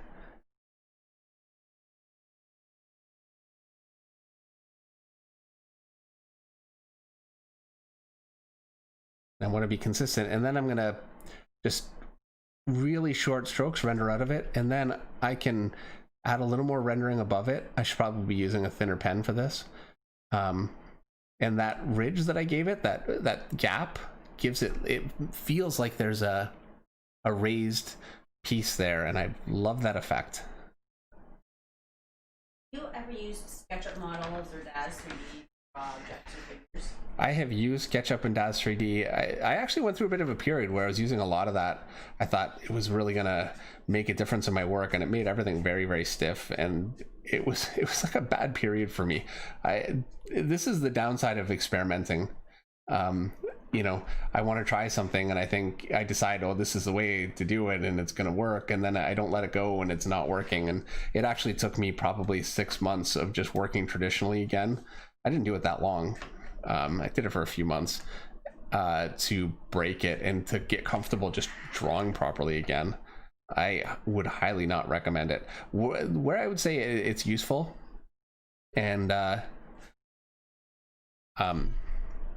it can be a bit of a time saver, you know, if you choose to try it. Especially is, let's say you've got a panel where you're looking down on a scene of a ton of people, and you know they're on different levels.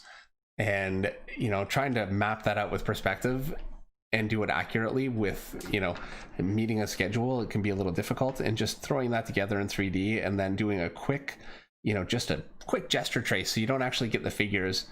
Don't copy the figures because they will look stiff, but if you just copy the placement, it's a trick to kind of get some of those sorts of scenes worked out. And I will do that from time to time, just out of laziness. And here's something you can relate from old school fact. When first starting out, Frank Miller used to push so hard that he would dent the page. Klaus Janson said jokingly, poured ink on.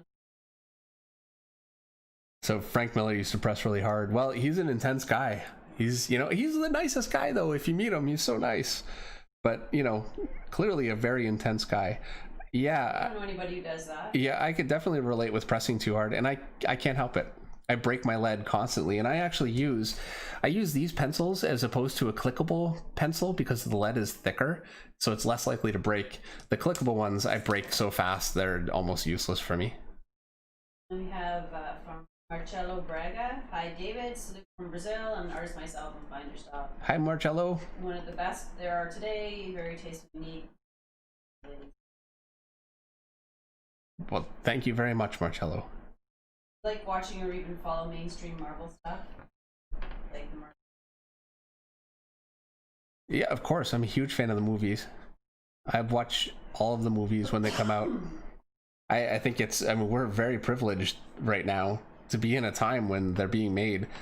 For so many years when I was, you know, starting in comics, we used to talk about how great it would be, like if they could pull some things off on the screen, and you know, nobody really had done it at the time. I remember when X-Men came out around 2000, and it was a massive thrill because it was the first like team superhero movie that actually really worked, and they stayed away from costumes for the most part. They went with leather, and I thought that was kind of a shame, but it looked good, you know. And it's only gotten better since then. Yeah, I'm a huge fan.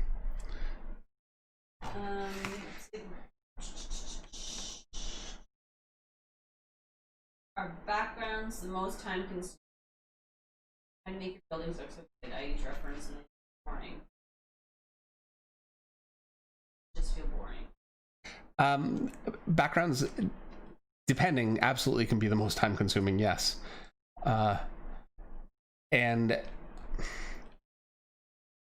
I enjoy drawing buildings and I enjoy drawing backgrounds, but even if you don't, the difference that they make for a comic page, for immersing somebody in a world, it's worth it. I think when you just have floating figures, let's say you do an establishing scene and you can see some buildings and then every other panel is just floating heads, it doesn't immerse people in the story as much as I think it could. So I'd like more complete backgrounds.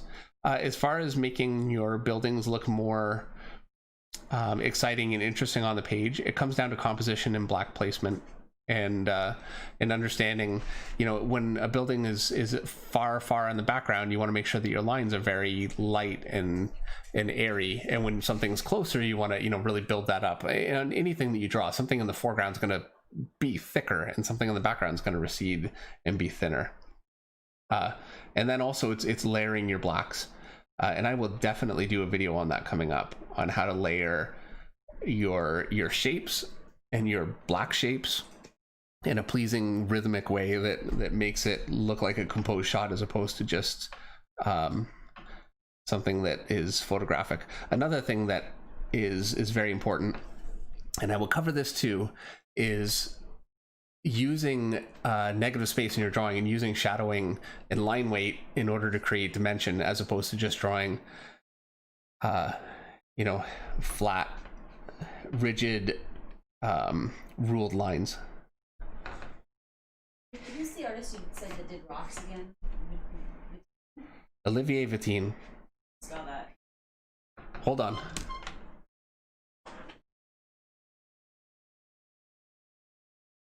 Yeah,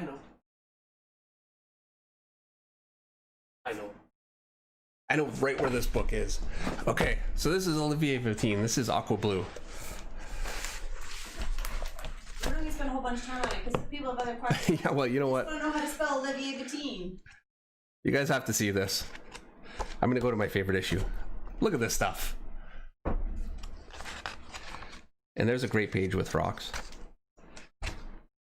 Right there. You could build a career on that. It's incredible. And I have copied this stuff so many times. So there you go. Olivier Vatine. And it's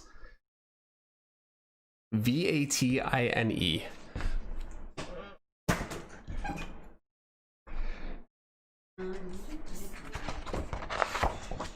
Had a few people who had to go because, but what? Let's talk about. Oh no, I have two questions for you. First of all, if you could be a superhero, who would you be? Oh, it's a serious question. Yes. If I could be a superhero, who would I be? I'm too lazy to be a superhero. That's true. And then my second question is, can you discuss your journey? Like, what really made you make the transition from just strictly being a penciler to doing a lot more of your own ink?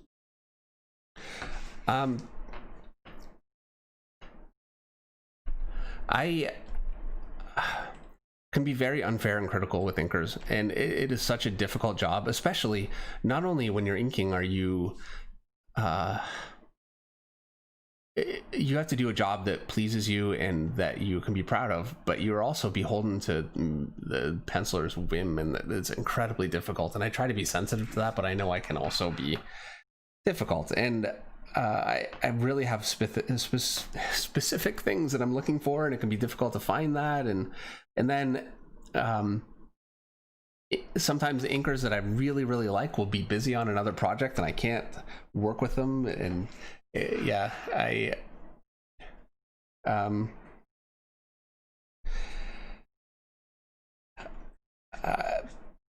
inking my own work just gives me more control. I think you do more stained glass. Yeah, I'd like to do more stained glass. The one thing I would say about it though, it's a massive time commitment to do. It's the drawing is just stage one. That's just designing the picture, and then planning out how it's going to break apart and all the pieces are going to go together, planning out the colors, what kind of glass you're going to use for different pieces to get the color. Now, I didn't have to make those decisions. Fortunately, I had somebody help with that. I didn't have to make the glass decisions. I had to make the color decisions. And then you actually have to paint your outline on top of the glass. It's inking on the glass, and you're not inking, you're inking with a heavy lead paint, so you don't get the kind of control that you get on paper whatsoever. And then you fire it in a kiln, and it comes out, and then you start to tone it. You do a layer of tone. You know, I was so happy with it. It looked great. You put it in the kiln and it almost disappears, and you put another layer on it, another layer, and every little piece, there are thousands of pieces. It's a huge job.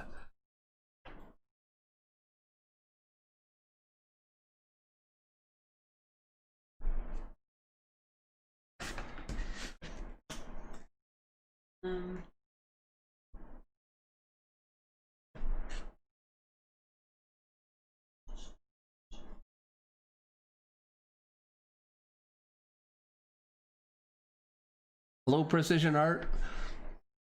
Oh, video game design. Have you ever done any video game design? Yes, I've designed video games a little bit, not much. I did a game called Demonic around 2005 that ultimately never came out. It was canceled, but it did actually appear, like a pre-build appeared in an Adam Sandler movie. Really? Yep. Learn something new every day. And I did some designs for a Ghostbuster game.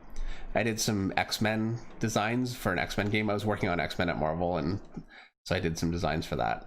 That didn't go that well. It's totally my fault. I was so overwhelmed. I could not find the time to do the work, and it's such an iterative process. Drawing a comic, I just start drawing, you know, whereas working on a video game design, you do a bunch of sketches, and then you go from the sketches to more finished drawings, and it's everything that you do goes through a critique process, and it can be heartbreaking. I much prefer working in comics. But that said, video games are, you know, it's a great place to work. I highly recommend it.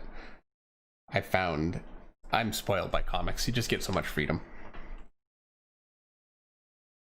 What about kneaded erasers? Do you find they leave less smudges? How do you use it? Well, kneaded eraser, the advantage of it is that it doesn't fully erase the pencils, so I can still kind of see a shadow of what was there, and it means that I can use that as a guide. So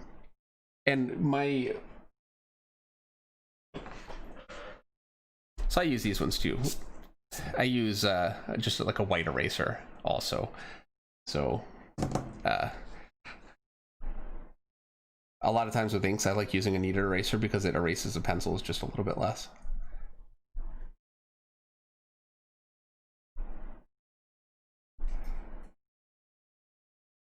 Hey, where's all your stuff posted? All your tools? Below my videos, the last 2 videos, I've got in the description. All the tools that I use are posted.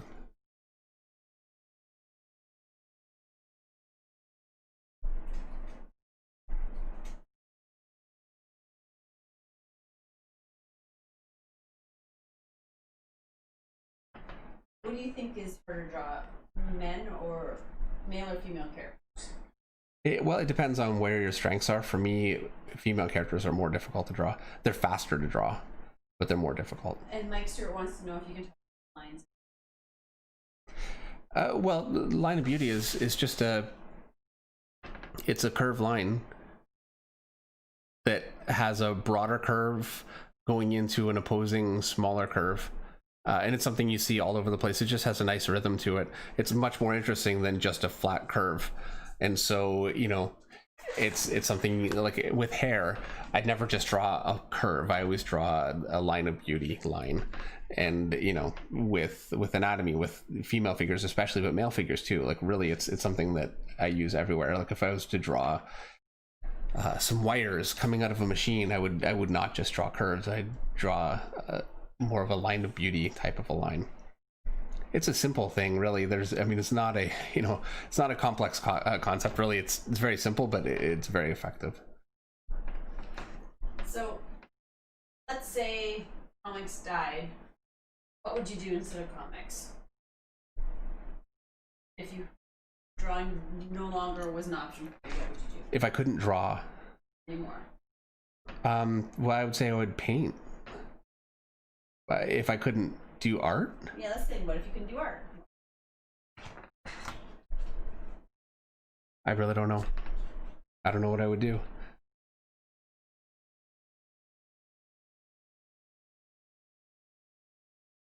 Do you know the art of Kevin O'Neill? Yes. Yeah, Kevin O'Neill is a 2080 artist, especially, I mean, largely known for. Like Dr. Judge Dredd, that kind of thing. Am I wrong? I think that's right. Don't ask me. Somebody on the stream knows that. Okay. I might be wrong.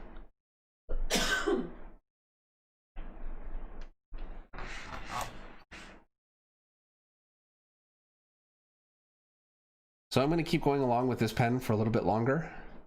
Just get my rocks more thoroughly put in. The figure's basically done with this pen, and then once this is finished, I'll go ahead and get back to my smaller pen, and we'll be able to finish up. It's actually a pretty lengthy process doing that too, so hopefully people are still watching. Meredith's gonna go to bed. Like the pumpkin at 10 when the clock strikes 10. Yeah, Daniel, I'm definitely doing a video on cross hatching. That is coming up very, very soon.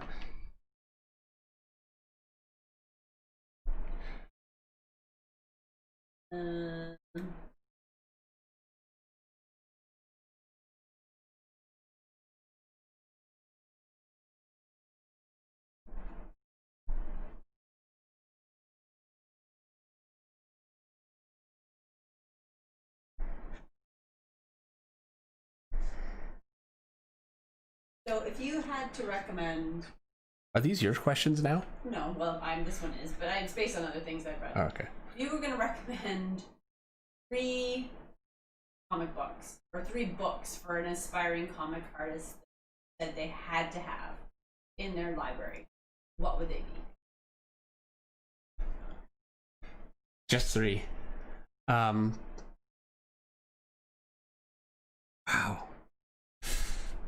Oh, it's tough.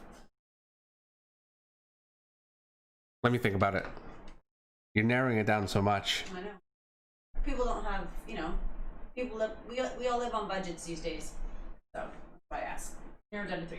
In the meantime, while you're thinking about your top 3 comic book recommendations for new artists. Okay, number 1 is going to be Sword of Azrael by Joe Quesada and Kevin Nolan.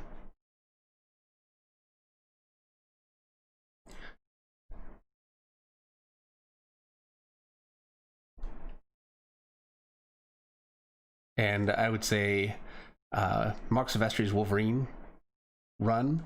It's a good long run. It's phenomenal work. It was huge for me. Jake has your answers. How to draw comics and Marvel Wayne. Okay, well, I thought we were talking about comics. You know? I know. I said for aspiring comic artists, but comics too. It's all good. Well, okay, thank you, Jake. And that is true. Absolutely. You're probably better off with proper instructional books than just comics. I have learned so much from comics, but you can only learn from other artists if you've already put the work into learning the foundational stuff from instructional things. Are you gonna do videos on like layouts and stuff? I am going to do videos on panel layouts and that kind of thing. It's a little tough because they're more involved. I don't know that I can do a 10-minute video on panel layouts. So I'm really losing my camera quite a bit. Think you'd ever do a painting video? I don't know if I would ever, I'll say this. If I ever did a painting video, it would be your opportunity to watch me struggle. Because I am... Nobody's got that much time. Yeah, it really is. I like acrylic because I can just keep layering and layering. I could never paint with watercolor because if you can't figure out your tones and your colors right away, you're sunk. And I would be sunk.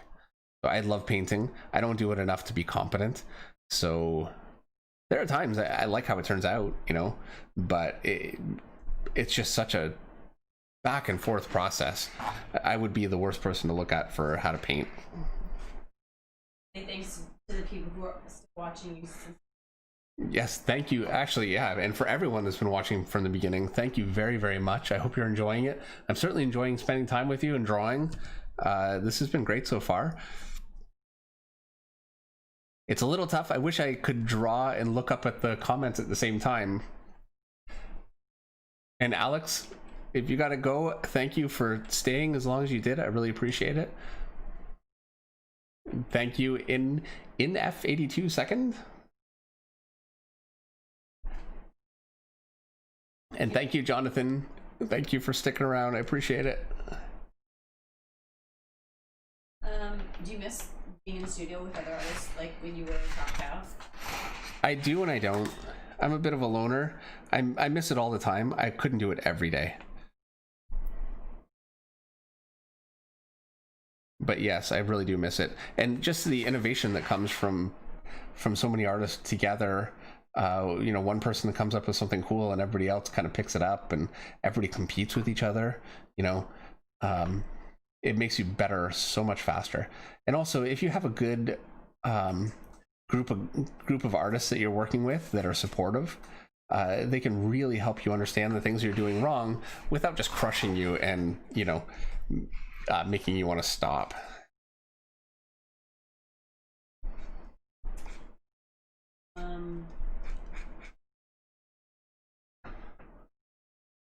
Create your own stuff. Are you working on any create your own stuff right now? Are you thinking about doing it in the future? I had a few questions about that. I am working on create your own things right now, yes. Here, I'm gonna move it. Well, you know what? I'm not gonna mess with the camera. Things could go really wrong. Let me take a look at my setting here. So I'm gonna be going, this is my thinner pen and I want to be able to show it. So let me come in just a little bit further. All right.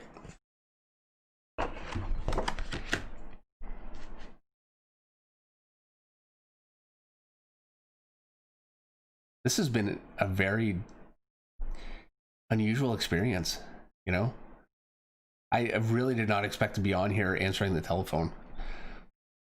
So thank you for that. Well, I was trying to think of how I could unobtrusively assist you with your stream. Yeah, that was I'm sitting here totally unobtrusive. Yeah, no one noticed that at all. No, well, there's only so much you can do. Because I'm watching upstairs and I was like, I'm gonna miss all these questions. So. Yeah, it was going by very quickly. One Mighty R. I have to find one Mighty R's questions. He wants one back up. Easy way to do it. I don't know what it is. Ray Dillon's here. Hi, Ray. Hi, Ray. Thank you for coming. Say hi to Renee for us.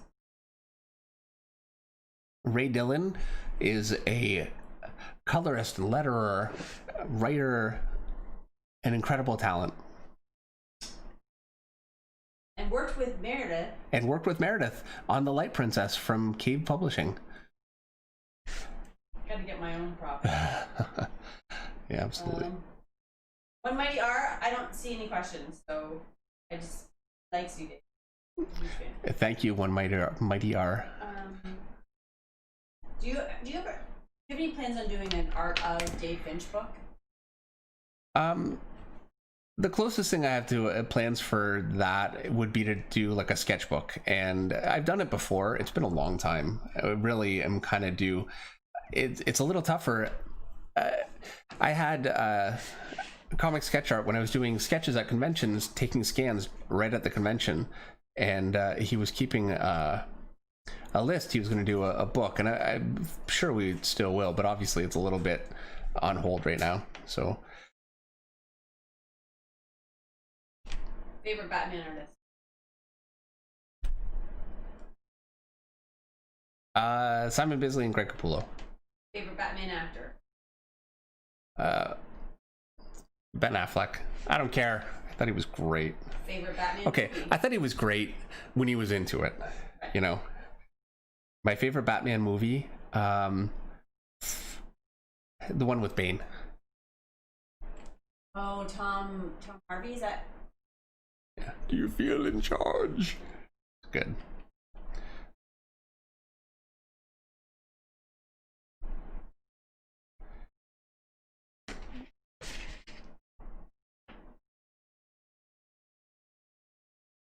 Tell us how you got your start at Image and Top Cow. Like, how did you break into comics? That's always a great story.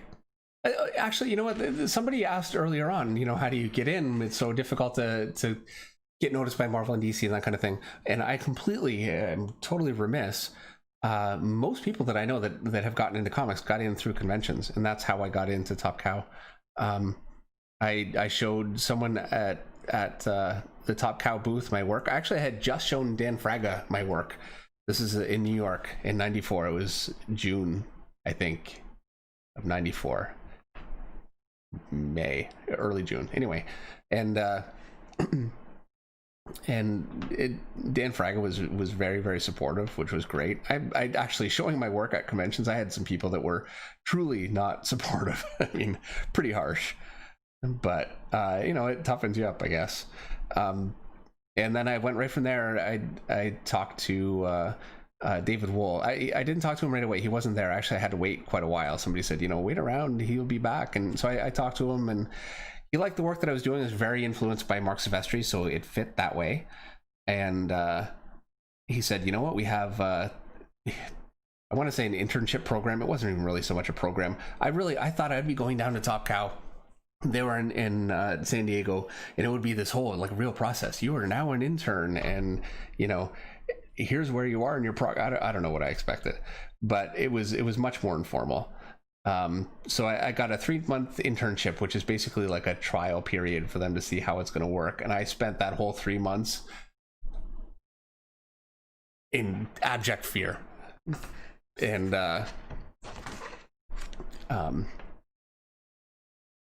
it wasn't really, it took me about 6 months to actually kind of get my feet under me.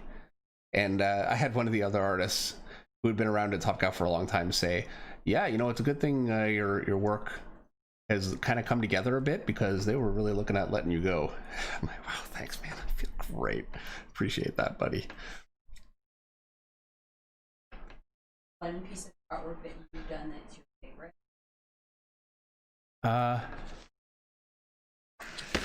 I guess my X-Men 200 cover. It's a huge 4-piece, like gatefold kind of a cover. I spent 3 weeks almost on it. Yeah, Danny Mickey inked it.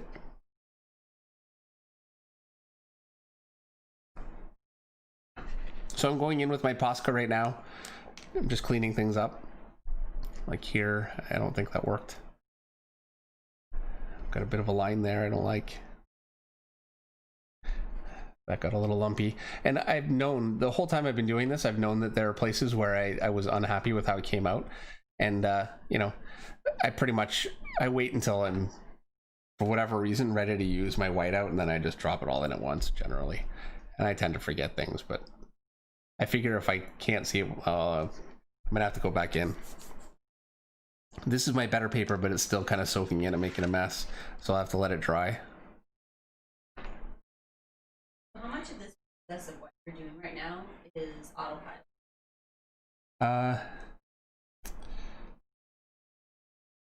Quite a bit. Quite a bit is autopilot. Especially now. If you would ask me when I was laying it out, it was actually a little more stressful. You know, I was really trying to think and talk and read comments at the same time, and that was not so much autopilot. Awesome. Yeah. It is awesome that I have help. Yes, thank you. And your kid. Yeah. So, Jesus Nieves wants to know how long it took you to get your art style. It took me 3 years. Really, before I thought, okay, I actually have something that, you know, it wasn't perfected, and it wasn't, you know, and it just changed over time. I really never even intended for it to change a lot of times when it did.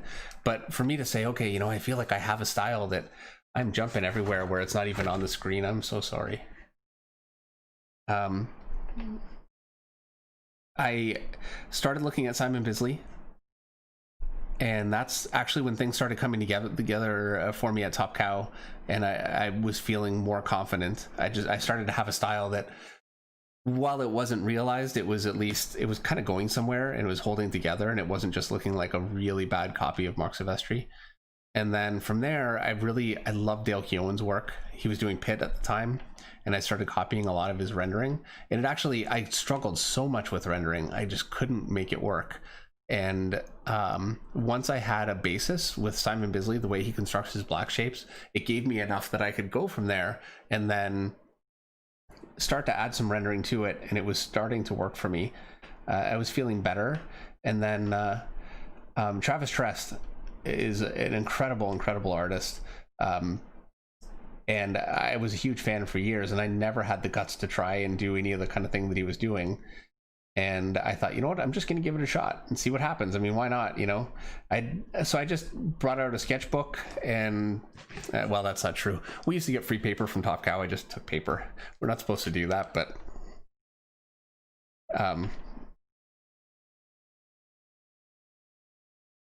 and yeah, I just started working with his stuff, and it actually was working for me.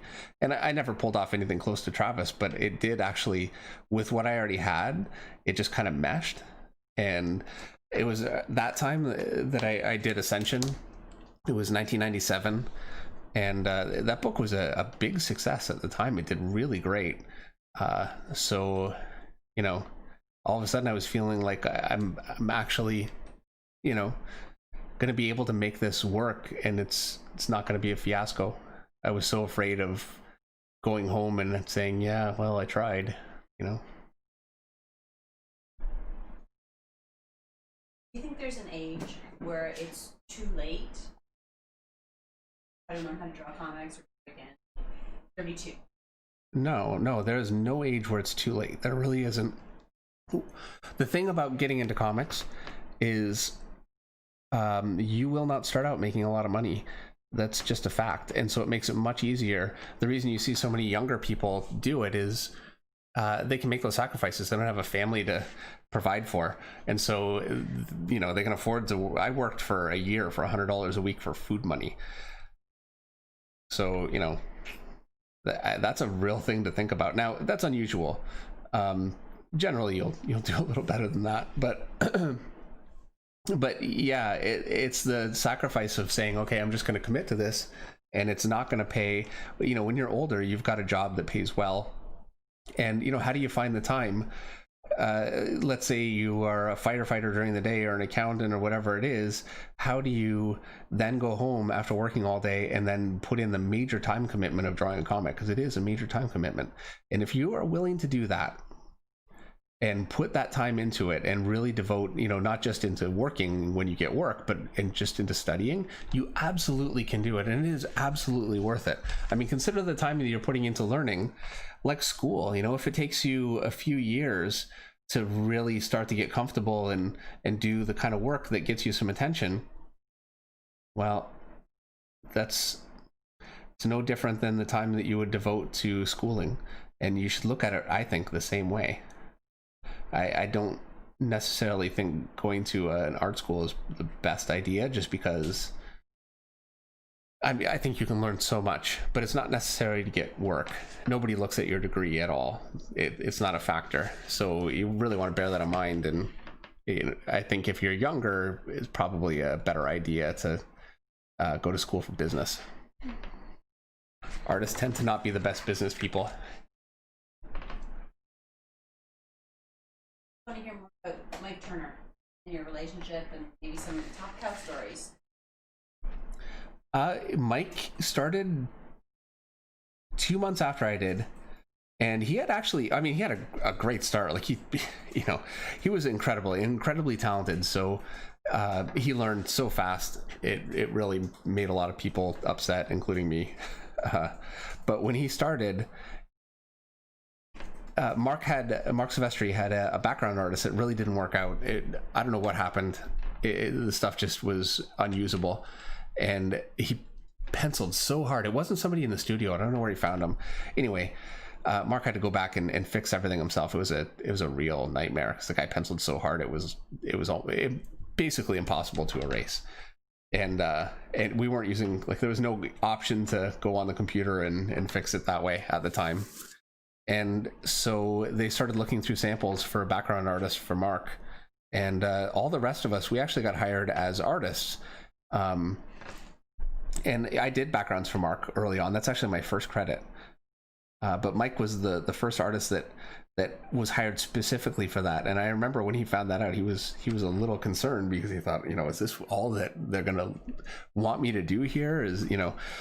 But I think he did backgrounds for maybe an issue, if that, half an issue even. He developed so quickly. I remember the time that blew me away the most. Mark sat us down, and I'm going to give this exact lesson coming up in a video, and showed us how to draw buildings and how to make things look dimensional and how to use lighting and negative space instead of drawing every line and really filling things in. And Mike went from drawing almost like a marshmallow, because he had never drawn a building, to drawing, and he just came up, I mean, an hour later with this outrageously, like, perfect. It was incredible.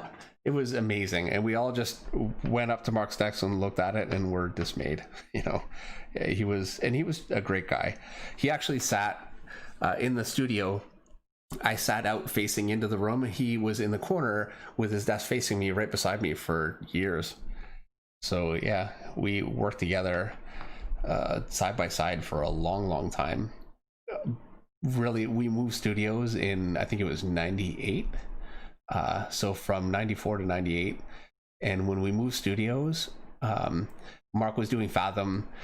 He wanted to take that in his own direction and start his own company. And so he moved on. It was a shame. I mean, we still saw him all the time. He still came by the studio, but we didn't see him quite as much after he'd moved on. It was still a very tight community down there. Like, all the guys from Extreme Studios, that was Rob Liefeld's company, would come by, and we would go down and visit them. And Wildstorm, went to Wildstorm once to check that out.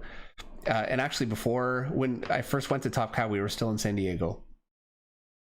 And Jim Lee was in the office. Scott Williams was there. J. Scott Campbell was there. Travis Trest. Not as many people know Travis, which is a shame, because I think he's incredibly talented.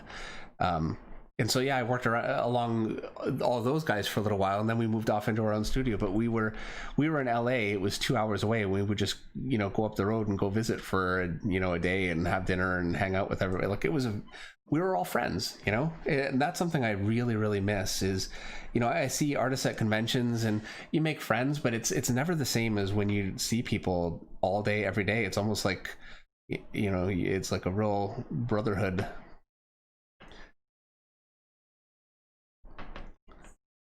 I know this is a question that probably relate to more point to, but for people who it's not as intuitive from art point of view, how do you know when to stop adding detail? Okay, the number one way I know to stop adding detail is, you know what? There are a few ways. Deadline, that's a big one. And okay, watch this.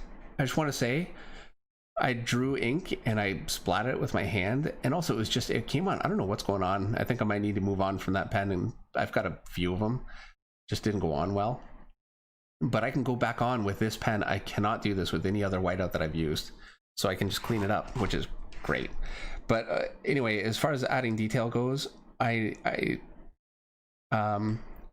just do black shapes, and I render when I have the time, which is generally now. So there's that. And then I know that I want areas that are light, like this whole area of the leg here. is in the light, so I don't want a ton of rendering in the way there, or this area of the arm is in the light, and so what I'm doing is rounding up toward the light, and so I know that guides me in where to put the rendering.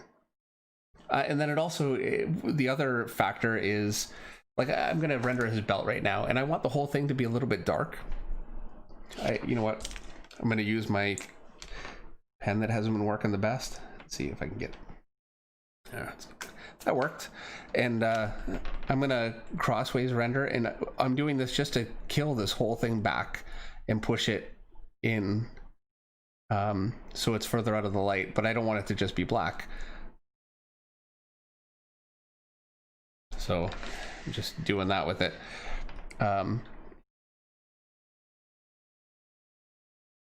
And then I want to make sure, just like with my shadow shapes, I want my rendering to scale. So bigger shapes will have bigger rendering, but I don't want something to have this big blatant rendering and other things to be, you know, way too small. And so some of my rendering is really based on the rendering around it, just to try and balance it. But I really have been debating with myself. I tend to really like rendering, and I can kill a picture. I've done it many, many times. And I kind of almost think you have to kill some pictures with rendering and learn what works and what will just close up too much and just get overworked. It's kind of an experience thing a little bit too. But I know that I want this to softly round up here, and so I render there and then leave it. But most importantly, I want, before I ever render a picture, I want it to be a complete picture without rendering. I want to make sure that everything works and the whole thing holds together and it makes sense before I throw all my work on top of it. Or Alexavier Art feels like if he goes to sleep, he's gonna bend you. Oh, not at all. I'm sorry that it's going so late. Yeah, Please. I've only got 19% left. We're getting toward the end, and you know what, this will be up on YouTube. I don't want to encourage anyone to leave, but certainly please, you know, I do hope that while you've been watching, you've been enjoying, and if you are, you know, getting to the end and you need to wake up in the morning, yeah, this will be up on YouTube and you can watch it later on. And I certainly won't be offended. I'm just really very grateful that you came. I met Jim Lee. It was in San Diego at the studio, at Homage Studios, and he was drawing it was a Savage Dragon issue. There was a time when Wildcats went to Eric Larson, Jim Lee did an issue of Savage Dragon, Mark Silvestri did an issue of Spawn. It was a cool month. And so yeah, he was drawing a page with Savage Dragon on it, and I remember watching him draw it, and he would never erase, and it was like a machine. It was incredible. And I'm sure that you guys have seen him draw online now. At the time, there was no way to see that, so it was my first exposure to it. And I remember thinking, when I went to California as a young artist, I seriously thought I was the greatest artist that ever lived. I really did. I thought it was, because I had no frame of reference, you know. And yeah, the first time I watched Jim Lee draw, I realized that that was not the case. And then about a day later, I was doing my layouts on image paper, and this stuff was really high quality. It was good paper. Thank you very much, Ken. Can I draw Death's Head too? That would be a lot of fun. Actually, I would really enjoy drawing Death's Head. I have never drawn him either. I was drawing pages on, or layouts on expensive image paper, and Jim Lee said, you know, no, you can't do that. He brought me over to where the photocopy paper was and said, if you're doing layouts, draw it on there. And I thought, oh man, that's Jim Lee. I just got caught wasting the expensive paper. He said, this stuff's $2 a sheet. This stuff over here is a penny. I'm like, okay, sorry.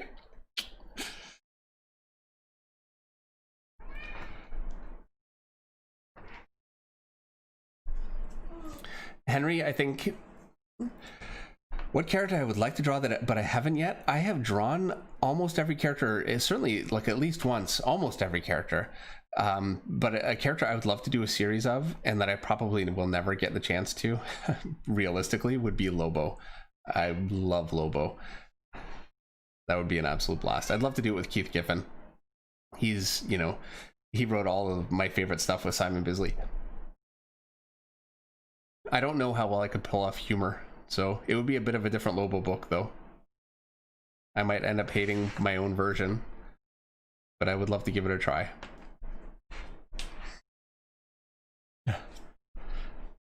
Black Manic Arts. Drawing rocks is so relaxing. It never gets old, and once you get comfortable with it, it's you can just sit on the phone or on a live stream and just talk and just relax. You're supposed to be autofocus. Yes, is it not focused? There it is. Oh, okay. It focus on your hand and for.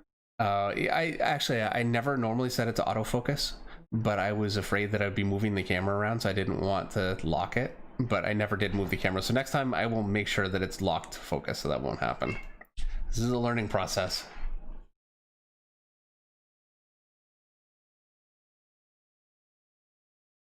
And so now, just to finish, I'm just gonna kind of shadow out down here a little bit just to shade this away from the light.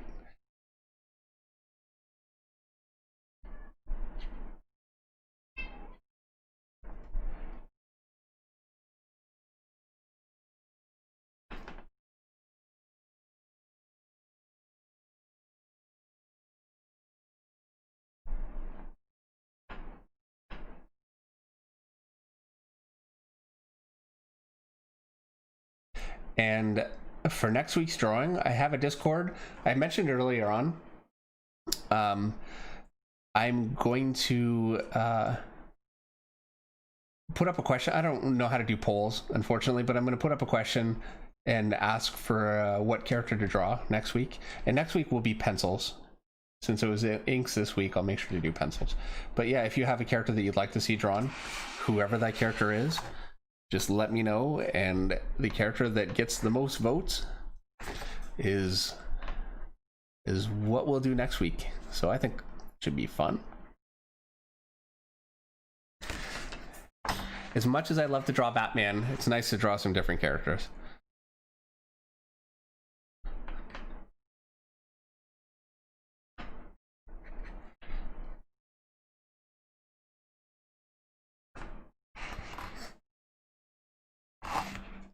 All right, I'm gonna pull out.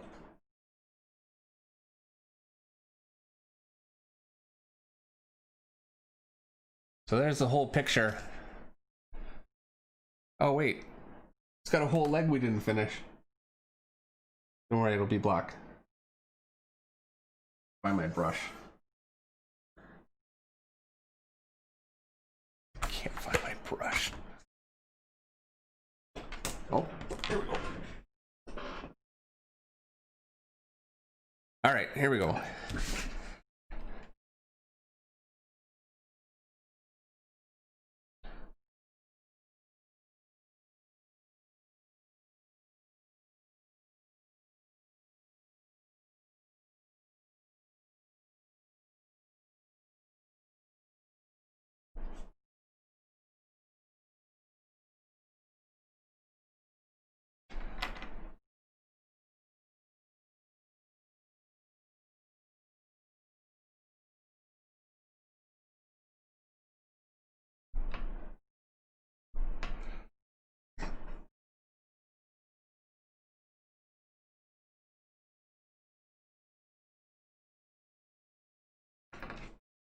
I'm gonna call that done. 2 hours and 16 minutes. That is not bad. Not yet. So I'm gonna sign this right now, and thank you everyone so very much for coming and watching me draw and hanging out and all the great questions. I will see you guys next week, where we will be drawing the character of your choice. Just go to Discord. I'm gonna post a video tomorrow, a tutorial video on foreshortening. And I will make sure to put the Discord link in that video. So just, yeah, head on over to Discord and give me your suggestions.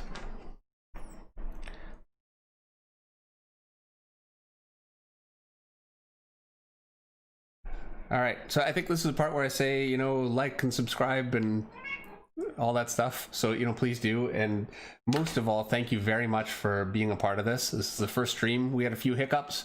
I got a couple of phone calls. So, you know, it didn't go perfectly, but I think it went pretty well, and I had an absolute great time. So thank you very much again, and I will see you guys next time.